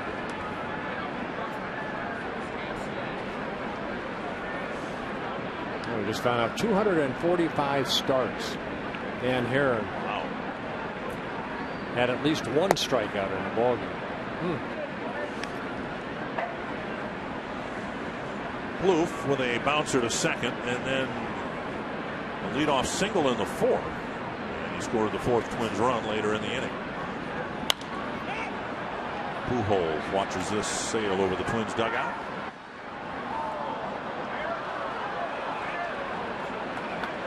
Mentioned it last night. Well, bears repeating because Plouffe has still seen most of his time in the big leagues as a shortstop. But with Dozier here, who's going to play, and 2 backups in short, Jamie Carroll and Alexi Casilla, it would appear that Plouffe's days as a shortstop with this roster are behind him. He skips that one under the glove of Ibar, and he's aboard with his 2nd hit. Well, Twins, I believe, are going to give Trevor every opportunity to show that he can hit at the major league level. Now, Paulie leaves a ball up, fastball up, and a good solid swing. He got this ball through the infield very quickly. Paulie giving up his second hit in relief. Rasmussen College proud to present Student Days every Wednesday at Target Field. Students can attend the Twins-Angels game tomorrow night. Get a standing room only ticket for just $8. They're available beginning at 9 a.m. tomorrow. And there's a limit of 1 ticket per student with a valid ID. If you'd like more info, go to twinsbaseball.com. Here's Butera, who's hit the ball sharply twice tonight. Both times up the middle. Once caught by Trout. The other time the ball landed safely in front of Trout for a single. Ball 1.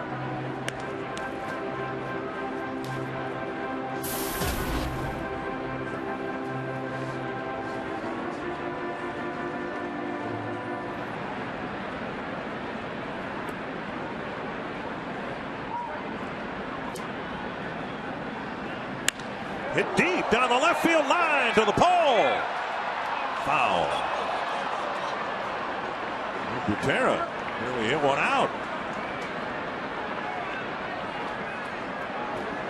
Well, Butera, who has 4 major league home runs, almost made it 5.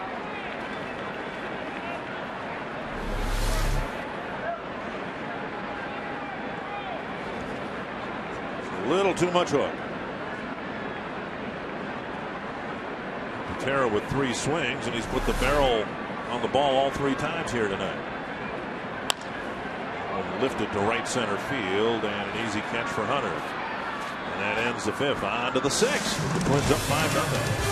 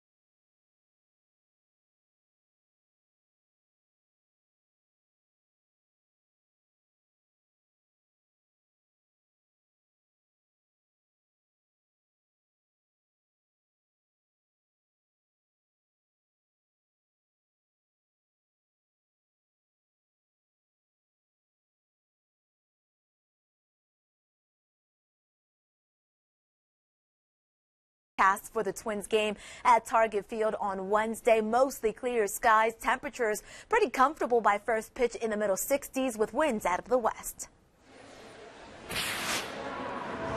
And a 5-0 Twins lead here in the middle game of this series. I think we're done with the rain, aren't we? Not till Thursday. I think this front is moving through, and we're going to have clear skies tomorrow, and it's supposed to be sunny and 74, I think, on Thursday when I am a member of the grounds crew.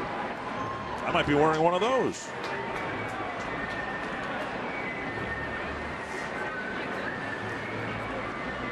Well, the Angels have been shut out through 5 innings by Scott Diamond.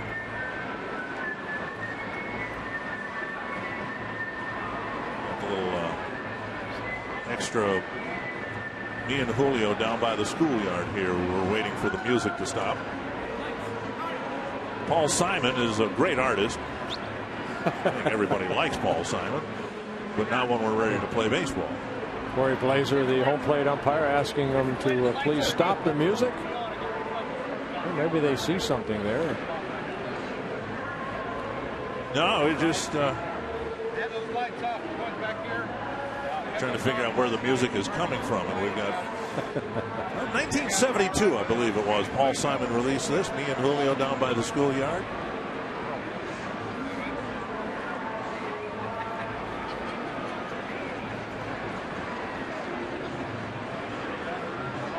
Now we're told that maybe there's a delay because of a light issue behind home plate.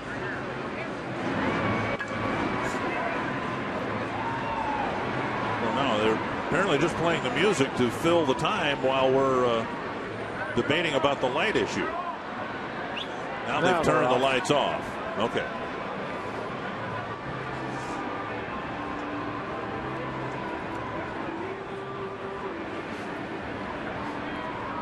Well, it could have been worse. It could have been playing You Can Call Me Al. That would have been a worse song to listen to.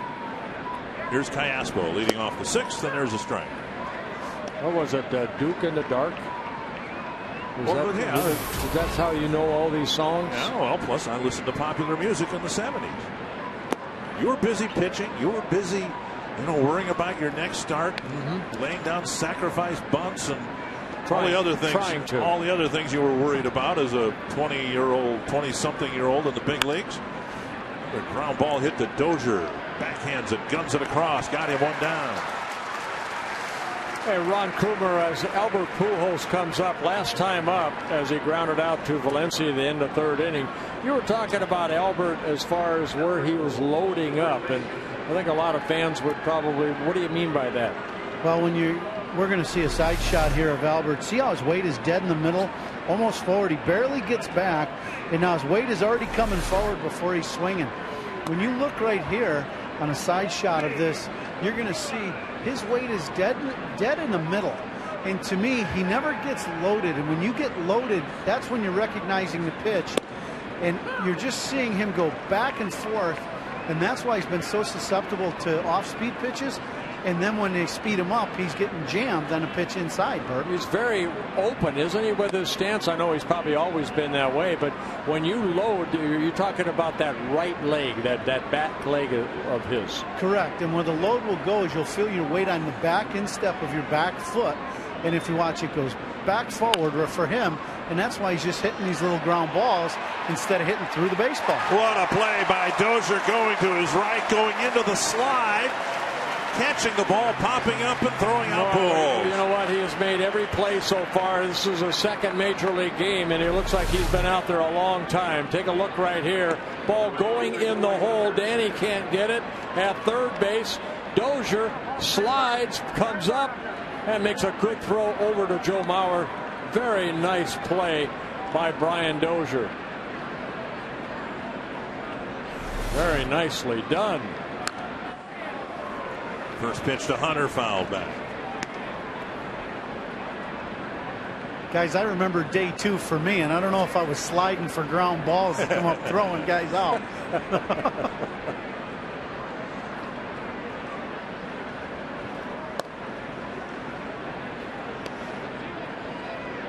And now 1-1.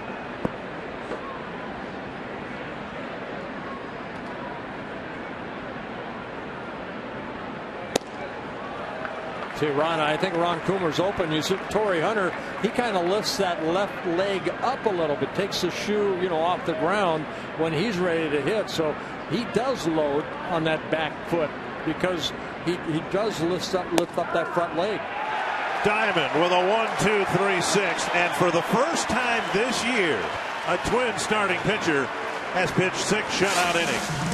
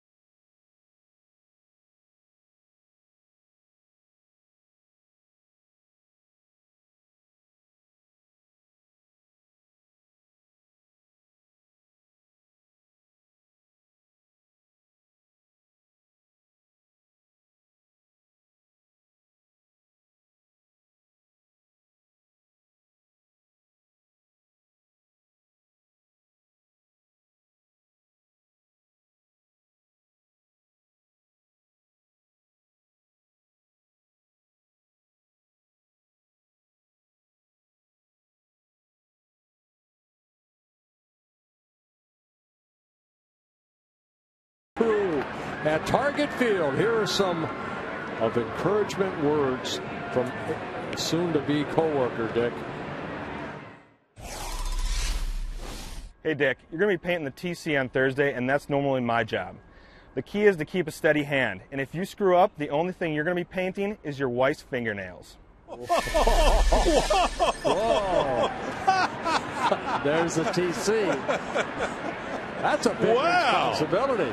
Man alive. And somewhere Heidi's going, come on, mess up, Dick, mess up. I need my fingernails polished. I never thought about that. I hope I'm not taking anybody's job. Just one day. A long day at that. I'm just glad the Twins haven't scored 5 runs on 10 hits for the first time in the homestand Thursday night, or they'd probably be a move afoot to make it permanent. Be down on the ground screw. 1-1 to Jamie Carroll, followed by Komatsu and Dozier.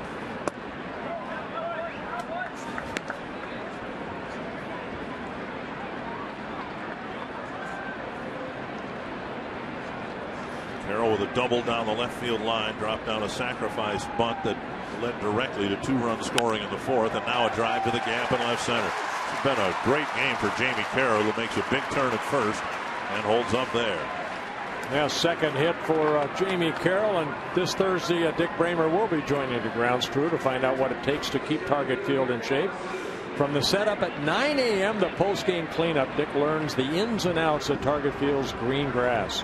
Join Fox Sports North for a special Twins game on Thursday starting at 6:30 with the Twins Live presented by CenturyLink.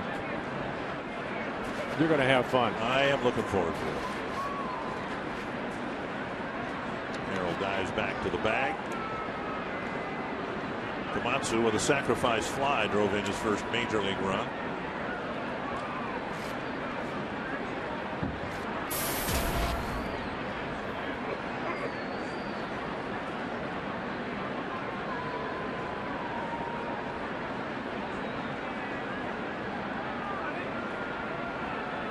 The Angels pitch out.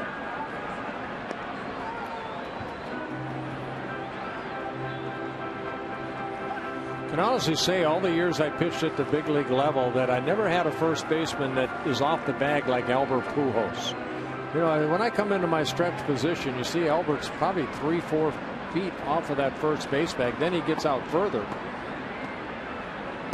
I just wonder how far that rule is for, you know, baseball, how far he could creep off that bag without him being, you know, near the bag. Right. Well, 12, 15 years ago, they started loosening that up. You cannot throw to an unattended base. Right. But once he makes a move like that right there, I mean, he's 6-7 feet from the bag. I would think as a base stealer or potential base runner, how big your lead is, because normally you're thinking that, well, that guy's straddling the bag. Ron, you're down there.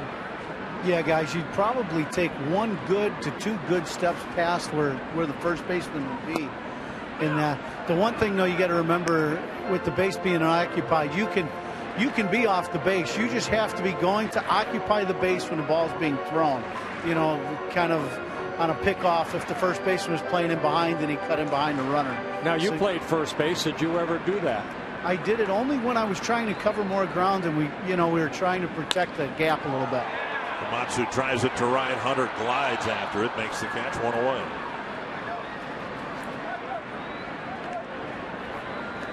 As a base runner, Ron, does that mess you up when say Pujols is off the bag 4 or 5 feet? It doesn't mess you up from the pitcher, but the problem that you have is, let's say they know they're going to pick off at first. The one thing Albert's doing is he's almost in the base path. I mean, he's just barely in front of the base path. Right. So there are times where if he were to take a half step back going for the ball, as you look right here, now he's in line with the base path. Runner goes, and a stolen base.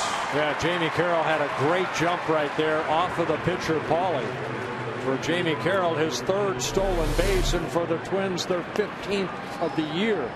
Good pitch to run on, too, a breaking ball. And Carroll gets in the scoring position with 1 out.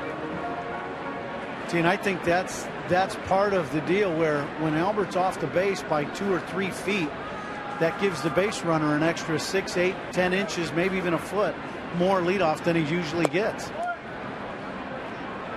Dozier, a pair of singles tonight, 1 run scored, 1 run batted in. And he's made a couple of nice plays in the field again. 2-0.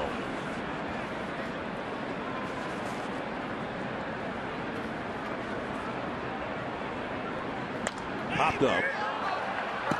Pujols coming in, and it's the catcher leaving it for Pujols. Iannetta ran up the line a little bit. Pujols had a long run, and he gets there for out number 2.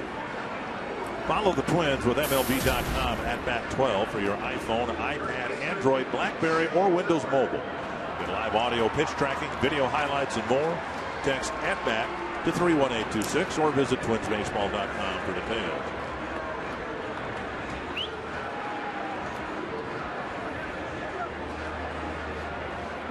Well, they're going to walk Joe Mauer intentionally and pitch to Josh Willingham. So Mauer will fill first base. 2 pop fly hits for Mauer and now a walk.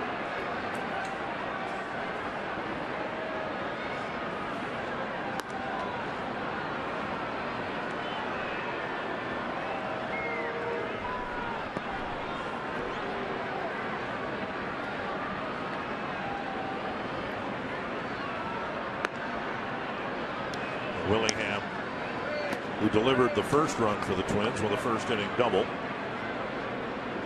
walked in the 3rd and then came up with 2 men on and 2 out in the 5th. Paulie got him to fly out to right field. We'll have a second chance at Paulie here in the 6th. You know, baseball's always saying they should speed up the game somehow. They should just say, if you're going to intentionally walk somebody, just say 4 and then just go to first. That would speed up a minute right there. Did you ever, in all your years, and you had to intentionally walk some guys, did you ever uncork a wild pitch? No, I was very lucky. No. Every once in a while you'll see it. Yeah, you do. Well, here's Willingham. Mitch Williams, yes. Here's Willingham again, his second look at David Paulie here tonight. Pulled it foul, 1 strike.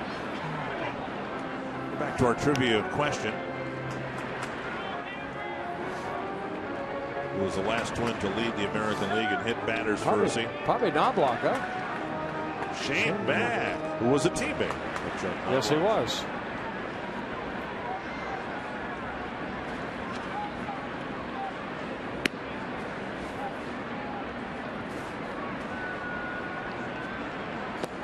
Down and away, ball 1. While I was gone, I know that Tom Kelly and Roy Smalley, both those guys did very well on the trivia, and we had a lot of extra points. Right. Sure.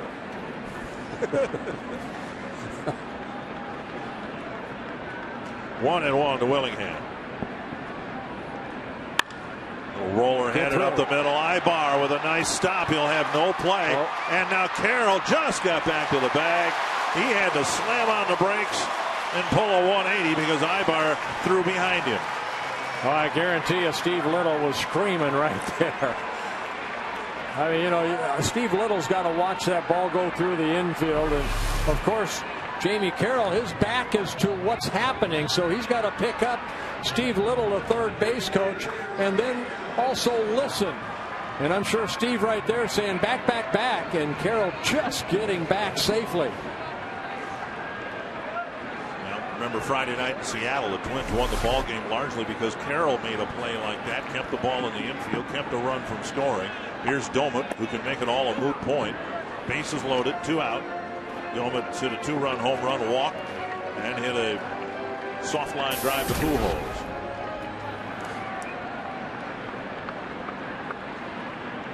One strike.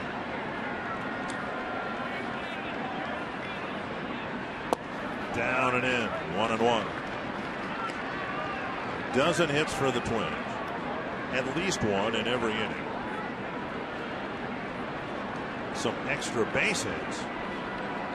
And an early exit for the Angels starter Dan Herron.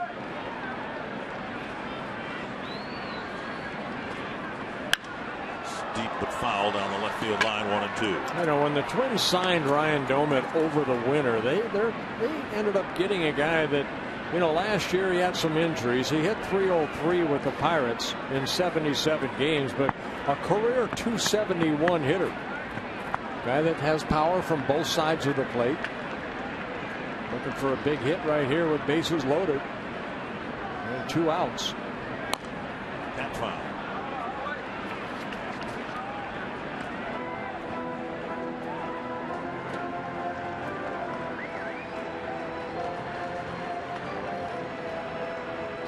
Ryan Doumit with 4 home runs on the year, 71 in his career. 1-2. Breaking ball wide of the plate.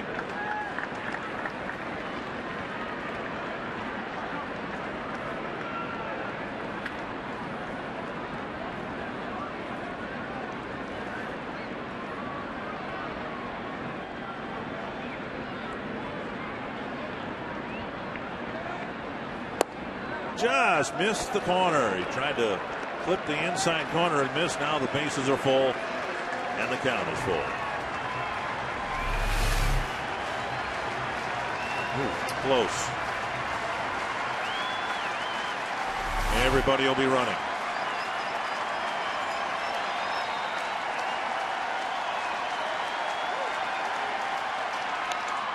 Doumit just got a piece of it as Paulie got him out in front.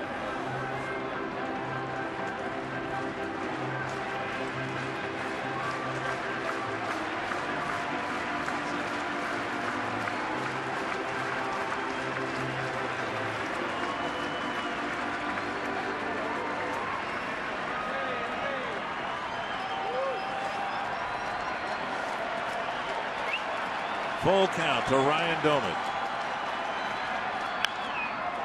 All over the Angel dugout.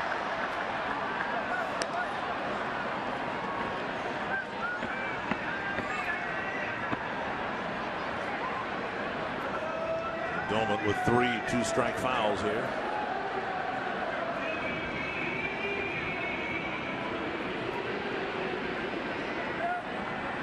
Ryan with 3 career grand slams, the last one coming last year in San Diego. Got him. So the Twins leave the bases full in the 6th. Still lead 5-0.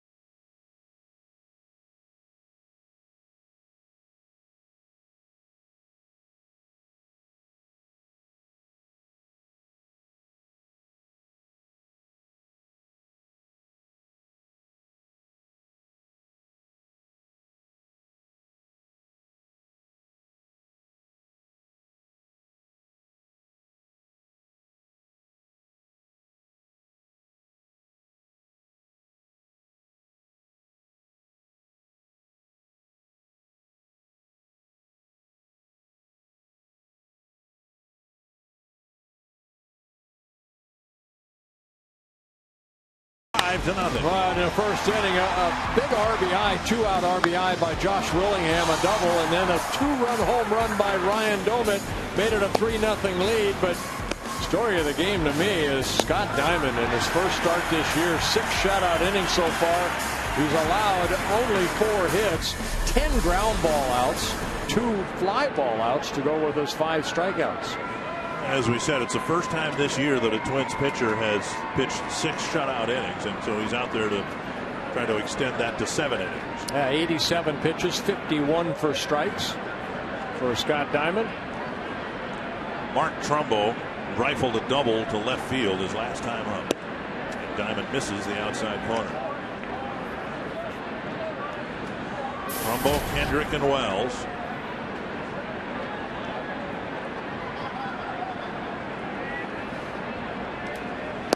Big swing and a miss.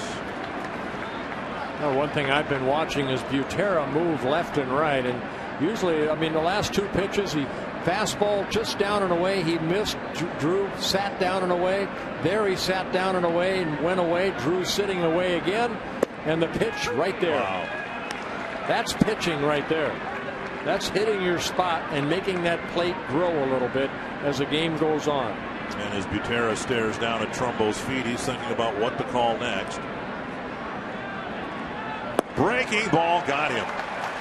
A swinging strikeout of Trumbo for the first out of the 7th. Well, he got Trumbo on the same pitch in the 2nd inning, that breaking ball down, and he gets him again on the good breaking ball down out of the strike zone. So strikeout number 6 for Scott Diamond. Good downward plane, keep it down in the strike zone. Here's Kendrick, a single and a ground out. Man alive. Oh, you mentioned last inning, you know, as a catcher, my goodness, when you're back there, you're sitting like in a rocking chair and just moving left and right, and, you know, you're hitting the spots.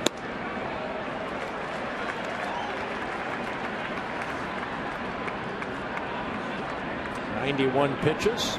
Jared Burton warming up. One of the things that's nice here at Target Field, and all the other ballparks too for that matter, they display the pitch count, and it does dominate the game and how the game is managed by the dugout. And so let's imagine Diamond here in the 7th inning. He gets through this inning, and the fans will be well aware that he probably will not be coming out for the 8th. He should get a really nice ovation. 1 and 2. Well, down in Rochester, his longest outing, 7 innings, he threw 91 pitches. And then his next start, he threw 98 pitches in 6 1/3. 1 and 2 to Kendrick. Now 2 and 2.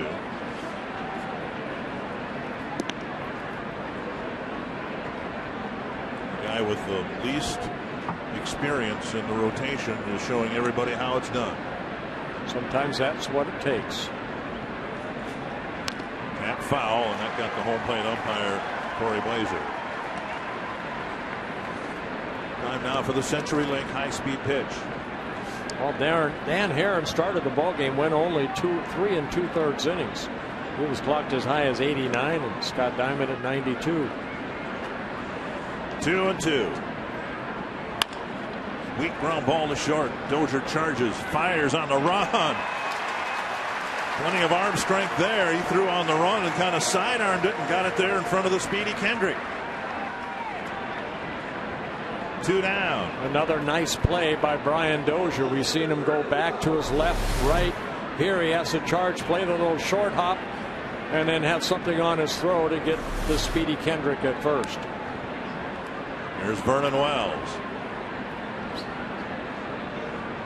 Pitch number 95 for Scott Diamond. Might have left one up and got away with it. Wells fouled it straight back. But you know what? If you're constantly down, all of a sudden that ball up, the hitter kind of changes that hitter's eye view a little bit because everything's been down in the strike zone. You're going to get away with some pitches like that. Now get back down again. Make the adjustment. Very good pitch. 1 and 1.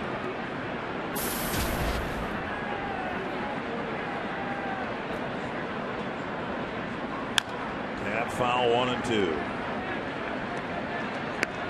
100 pitches, and let's hope that the fans here at Target Field show Scott Diamond their appreciation for what he's done here through 6 2/3 innings.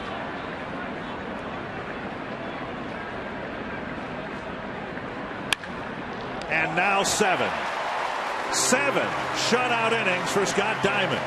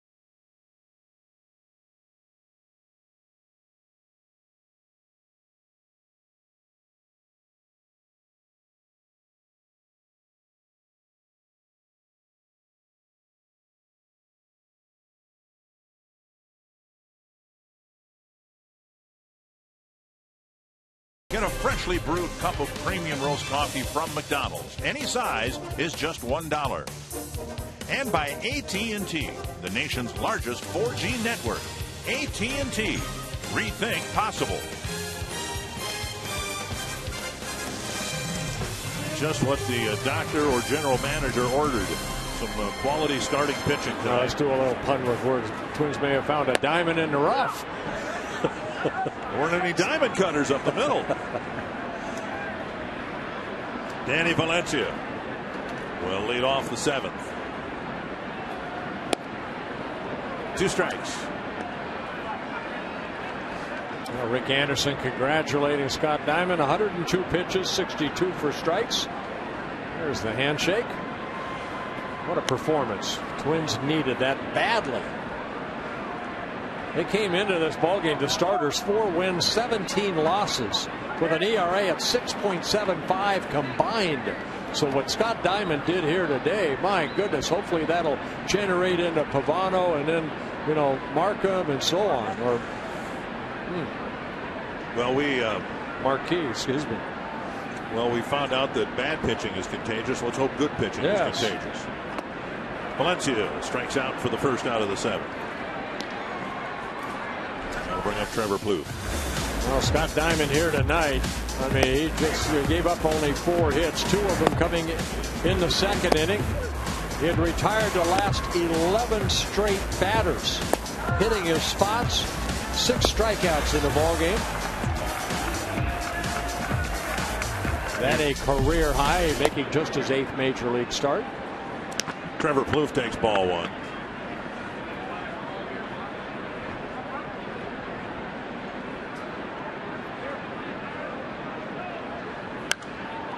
And back into the seats. As he described, he was pulled out of his last AAA start after 3 innings. Twins general manager Terry Ryan was in attendance. They wanted to get a look at Diamond, and things weren't going well on the West Coast, so they went ahead and pulled him out of the game after 3 innings. Behind first, chased by Kendrick and Hunter. Kendrick with the catch, out number 2. Sanford helped Mariano Rivera during the knee procedure. They said that the evaluation did not go smoothly, that there were some complications, but they did describe that or say that the complication wouldn't in any way delay his return to the active roster next year. Now, what the complications were, unless they divulge that's none of our business, I suppose, but might be nothing more than a 42-year-old knee not reacting well to the probe or whatever they use to examine it. Well, again, I've tweeted about Rivera. I'm very proud that, you know, I mean, he's represented the Yankees. He's represented baseball to the highest level of any player that's ever wore a major league uniform. And he said he's not done. He wants to come back. He does not want to retire the way that, you know, the way that it is right now. And you're happy about that. And that's only because you haven't had to take a bat up there in the batter's box and try to hit against him. He'll come back with a cutter. And Butera strikes out. The Twins go down quickly in the 7th. 1-2-3.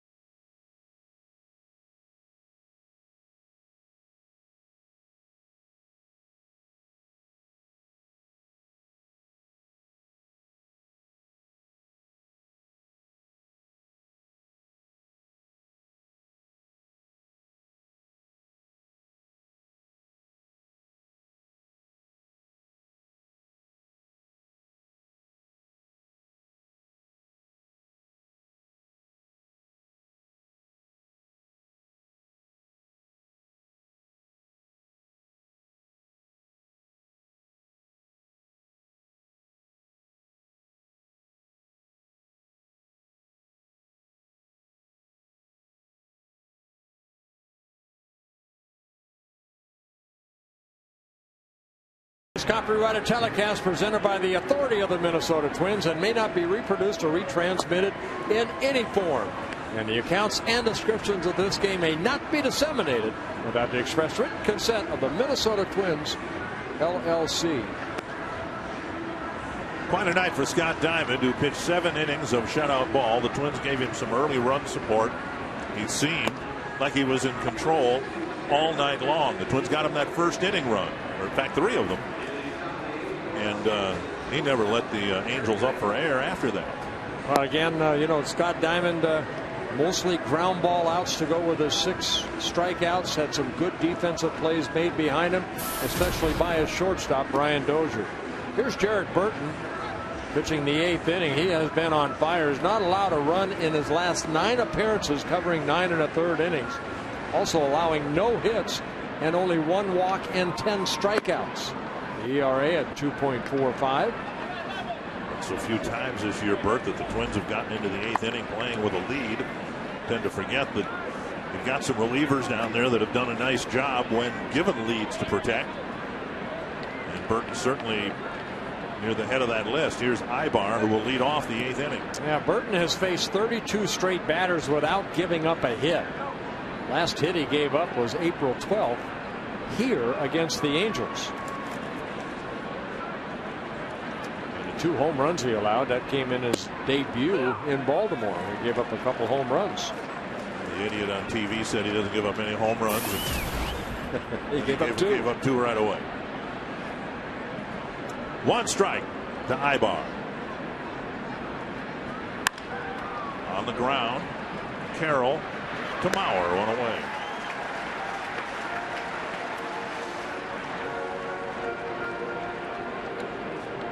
Sarah Sturris with a pinch hit for Iannetta.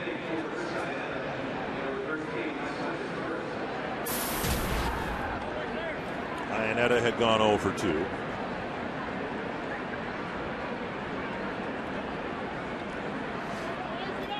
Sturris started at shortstop for the Angels in last night's ball game.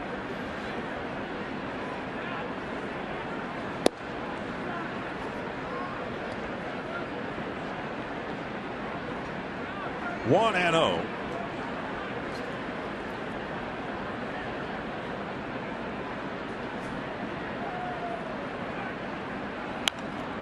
And now 1-1.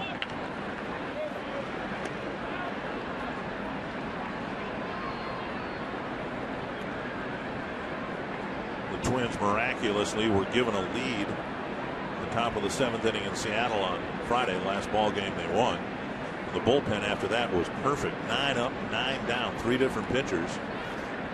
Breeze through the Mariner lineup. Hit well to right center field. Plouffe. Rise, running catch in the gap. Trevor Plouffe cut it off and took an extra base hit away from Maicer Asturis. Yeah, Asturis hit that ball sharply, but Plouffe going to his right and hustling to that ball makes a nice running catch for the second out. So 2 down in the 8th inning, and that'll bring up Mike Trout.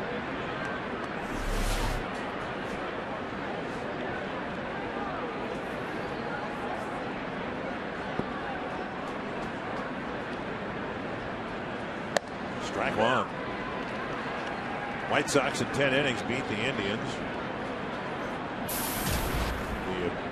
The most notable score, other than this one, of course, is the Yankees finally beat the Rays 5-3.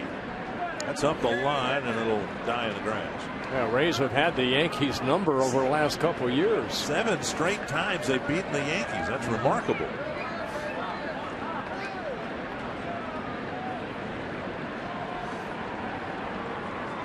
Jared Burton, 30 years old, signed by the Twins as a free agent over the winter.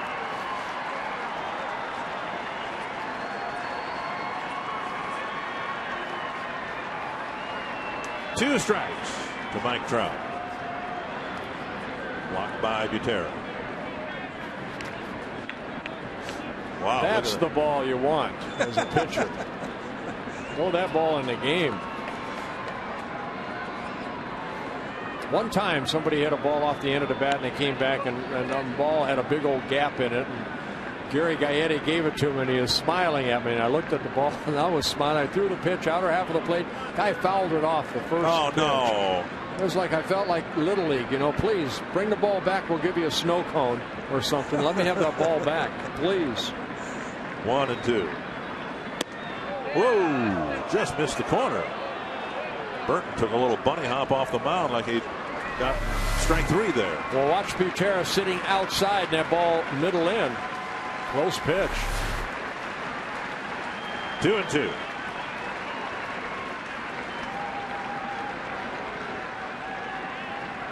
Got him. Ooh. Burton continues to pitch very well out of the Twins bullpen, and it's still 5-0.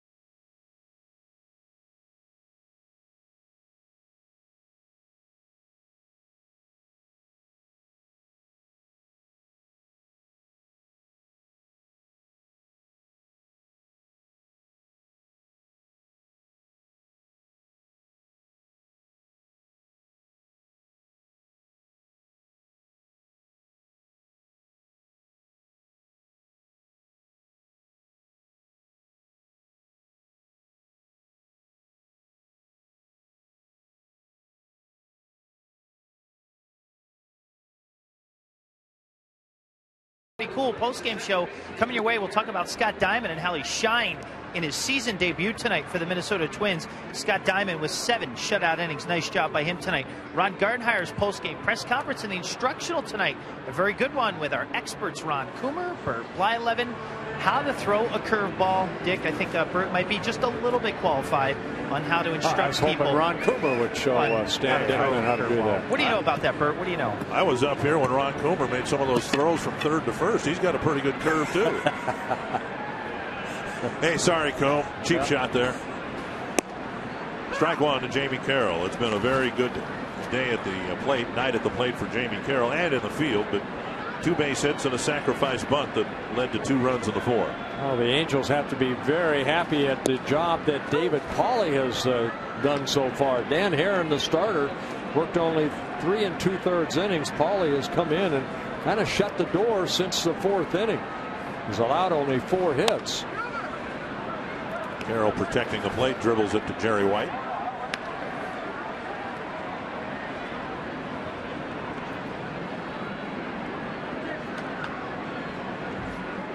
With Dozier being called up, not only is Carroll supplanted as the shortstop, but apparently also the number 2 hitter. Toward the hole. Nice play by Ibar, 1-1. I think the big thing tonight, Dick, 12 hits for the Twins. They came into this ball game before the last 6 ball games. They got a total of 20 hits. Yeah. So 12 here tonight.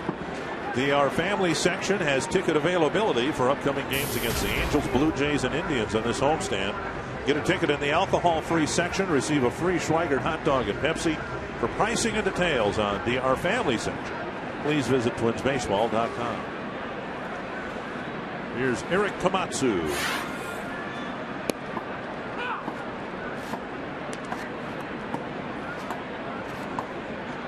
Komatsu takes a strike. Yeah, Komatsu picked up his first major league RBI in the 4th inning. And the Twins added a couple runs to take a 5-0 lead.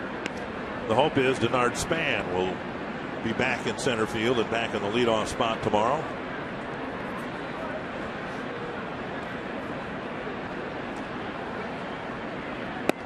Down and in, 2-1. Well, Matt Capps getting ready for the 9th inning.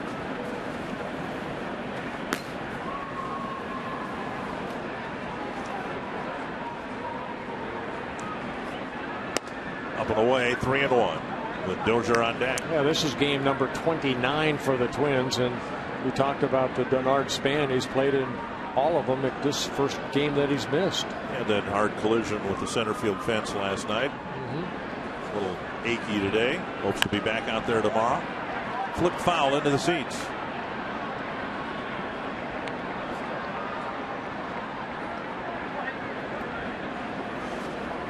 Pauley in relief has thrown 71 pitches, 42 for strikes, 1 walk, 3 strikeouts. Giving up 4 hits, all singles.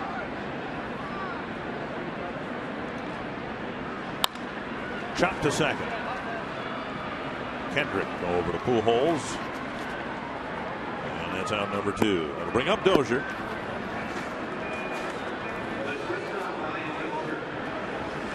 3 singles for Dozier so far in the big leagues, including a couple of them tonight. I mentioned only 20 hits for the Twins prior to this ball game, the last 6 games. So this is nice to see right here. A lot of Twins with a couple hits in this ball game. Down low, ball 1. Oh, Dozier today, what impressed me the most about his game last night, he seemed like a 10-year veteran out there. I mean, it was just 1 game, but he didn't seem out of place. He didn't seem jumpy or nervous. Took pitches, played the ground balls well. I mean, was able to read the hops and played them all well and got an out in every opportunity.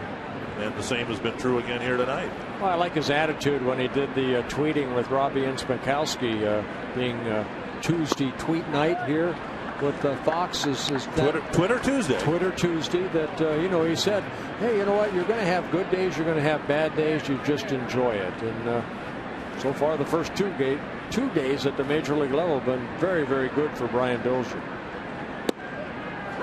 taking all the way 3-1.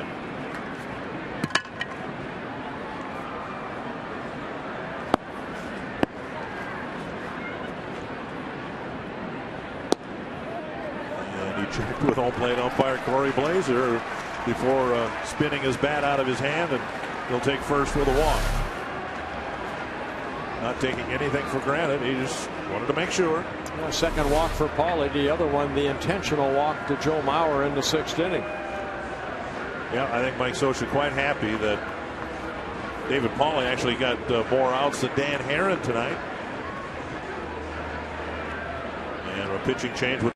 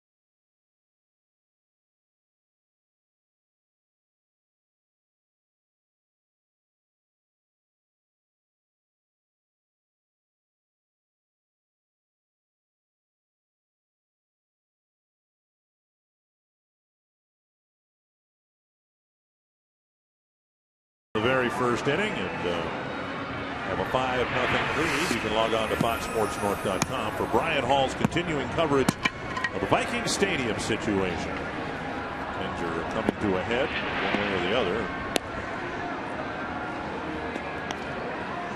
We'll pay close attention here in the next yeah, go days. Vikings. Go Vikings. I hope they get a stadium.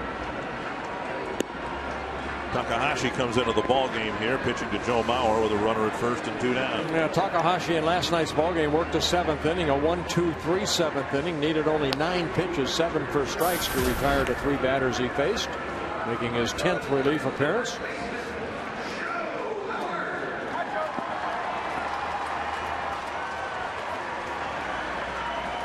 Takahashi from Japan, 37 years old, in his 2nd season with the Angels.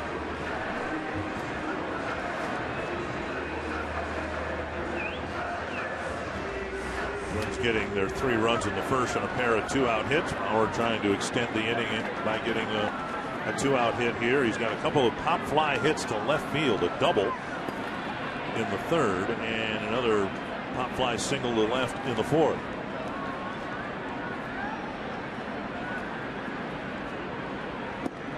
Ball 1.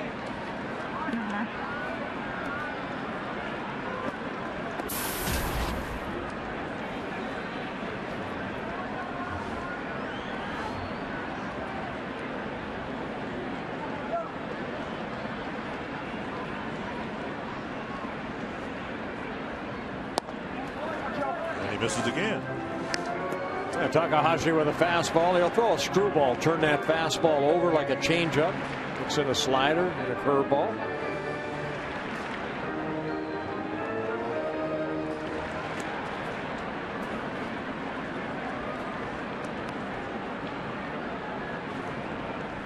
Two and out to Mauer. Snapped bat. Oh my! And I think most of the bat hit catcher Jeff Mathis. And he appears to be okay. I'm sorry, Bobby Wilson. Yep. And that was a painful way to end the inning.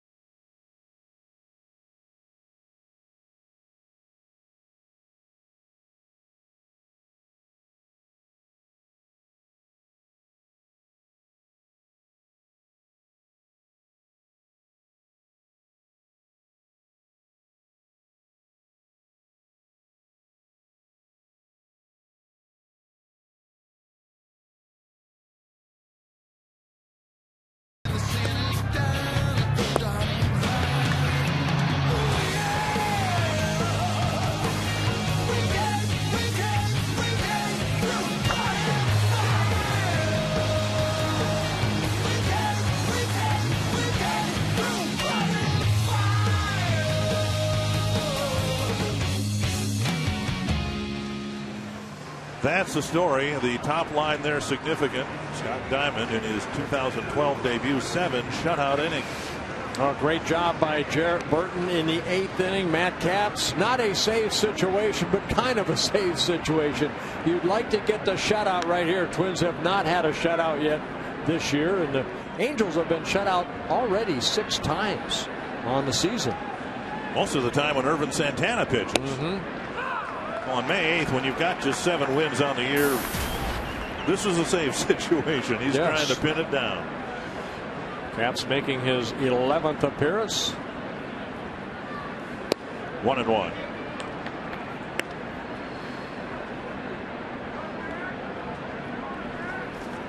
And tomorrow will be Irvin Santana against Carl Pavano.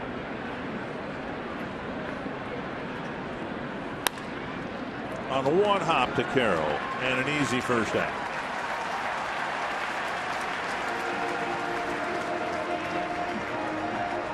Capps has not been given as many save opportunities as the Twins expected or Capps wants, but again, he told me the other day he had that quick save against the Mariners, and he threw a couple of really nasty splitters. And the tune-up inning that he had a couple days before important for him because he's still, he's trying to master that split finger pitch. There's a fastball that hits the corner, and that's in his arsenal. It's the closest thing he has to a field pitch, so he does need regular work.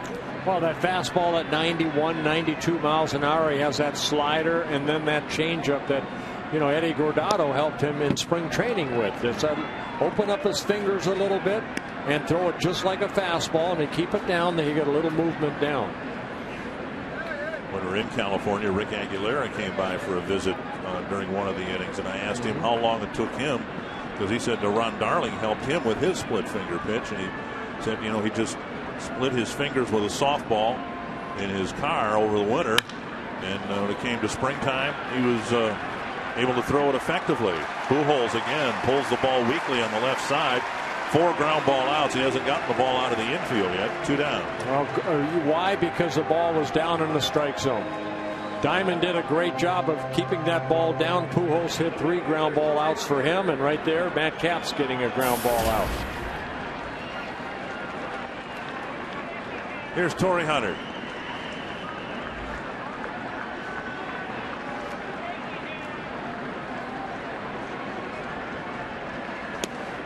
You said that, saves have not come frequently because the Twins have only 7 wins, but you start winning ball games, Matt Capps, he'll get a lot of saves.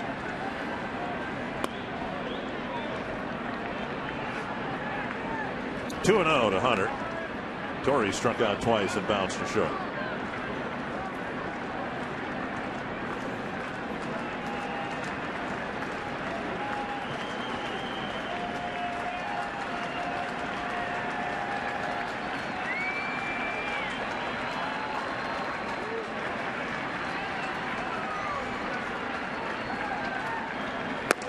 And now 3-0.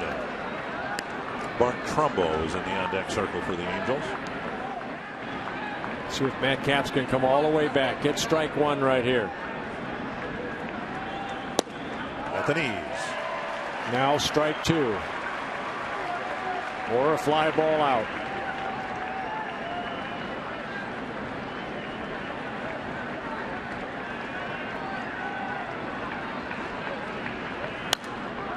Three and 2. Oh, why not? Let's throw it to Torrey here, and the splitter, and strike him out. No, he's not. I don't think he's going to throw the splitter. He doesn't want to walk Torrey right here. He wants to just throw a fastball out over the plate, hopefully get the out. All right. Got a 5-0 lead. You're going for the shutout. Don't try to trick him. Make him swing the bat. No free passes. Good to see the crowd here at Target Field on their feet, looking for a victory. 94-mile-per-hour fastball spun back to the screen.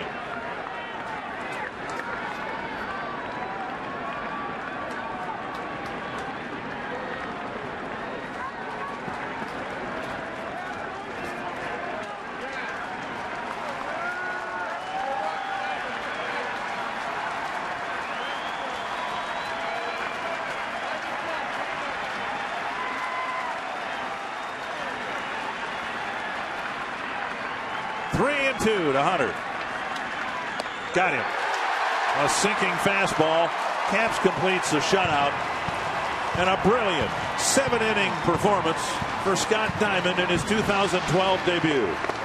Well, our Jimmy John's delivery of the game, no other than Scott Diamond. 7 shutout innings, his second major league win. Made his eighth major league start here tonight, and it was beautiful. What a job by Scott Diamond. 1 walk, 6 strikeouts, 102 pitches, only 4 hits allowed in 7 shutout innings. And so with Diamond's pitching performance, Anthony LaPanta, the Twins tomorrow will go at Irvin Santana with a chance to win this series. And we'll preview that game. We'll also take a look at how Scott Diamond handcuffed the Angels here tonight. We'll hear from Ron Gardenhire. Bert Bly 11 will show you how to throw a Hall of Fame curveball. All next on Twins Live.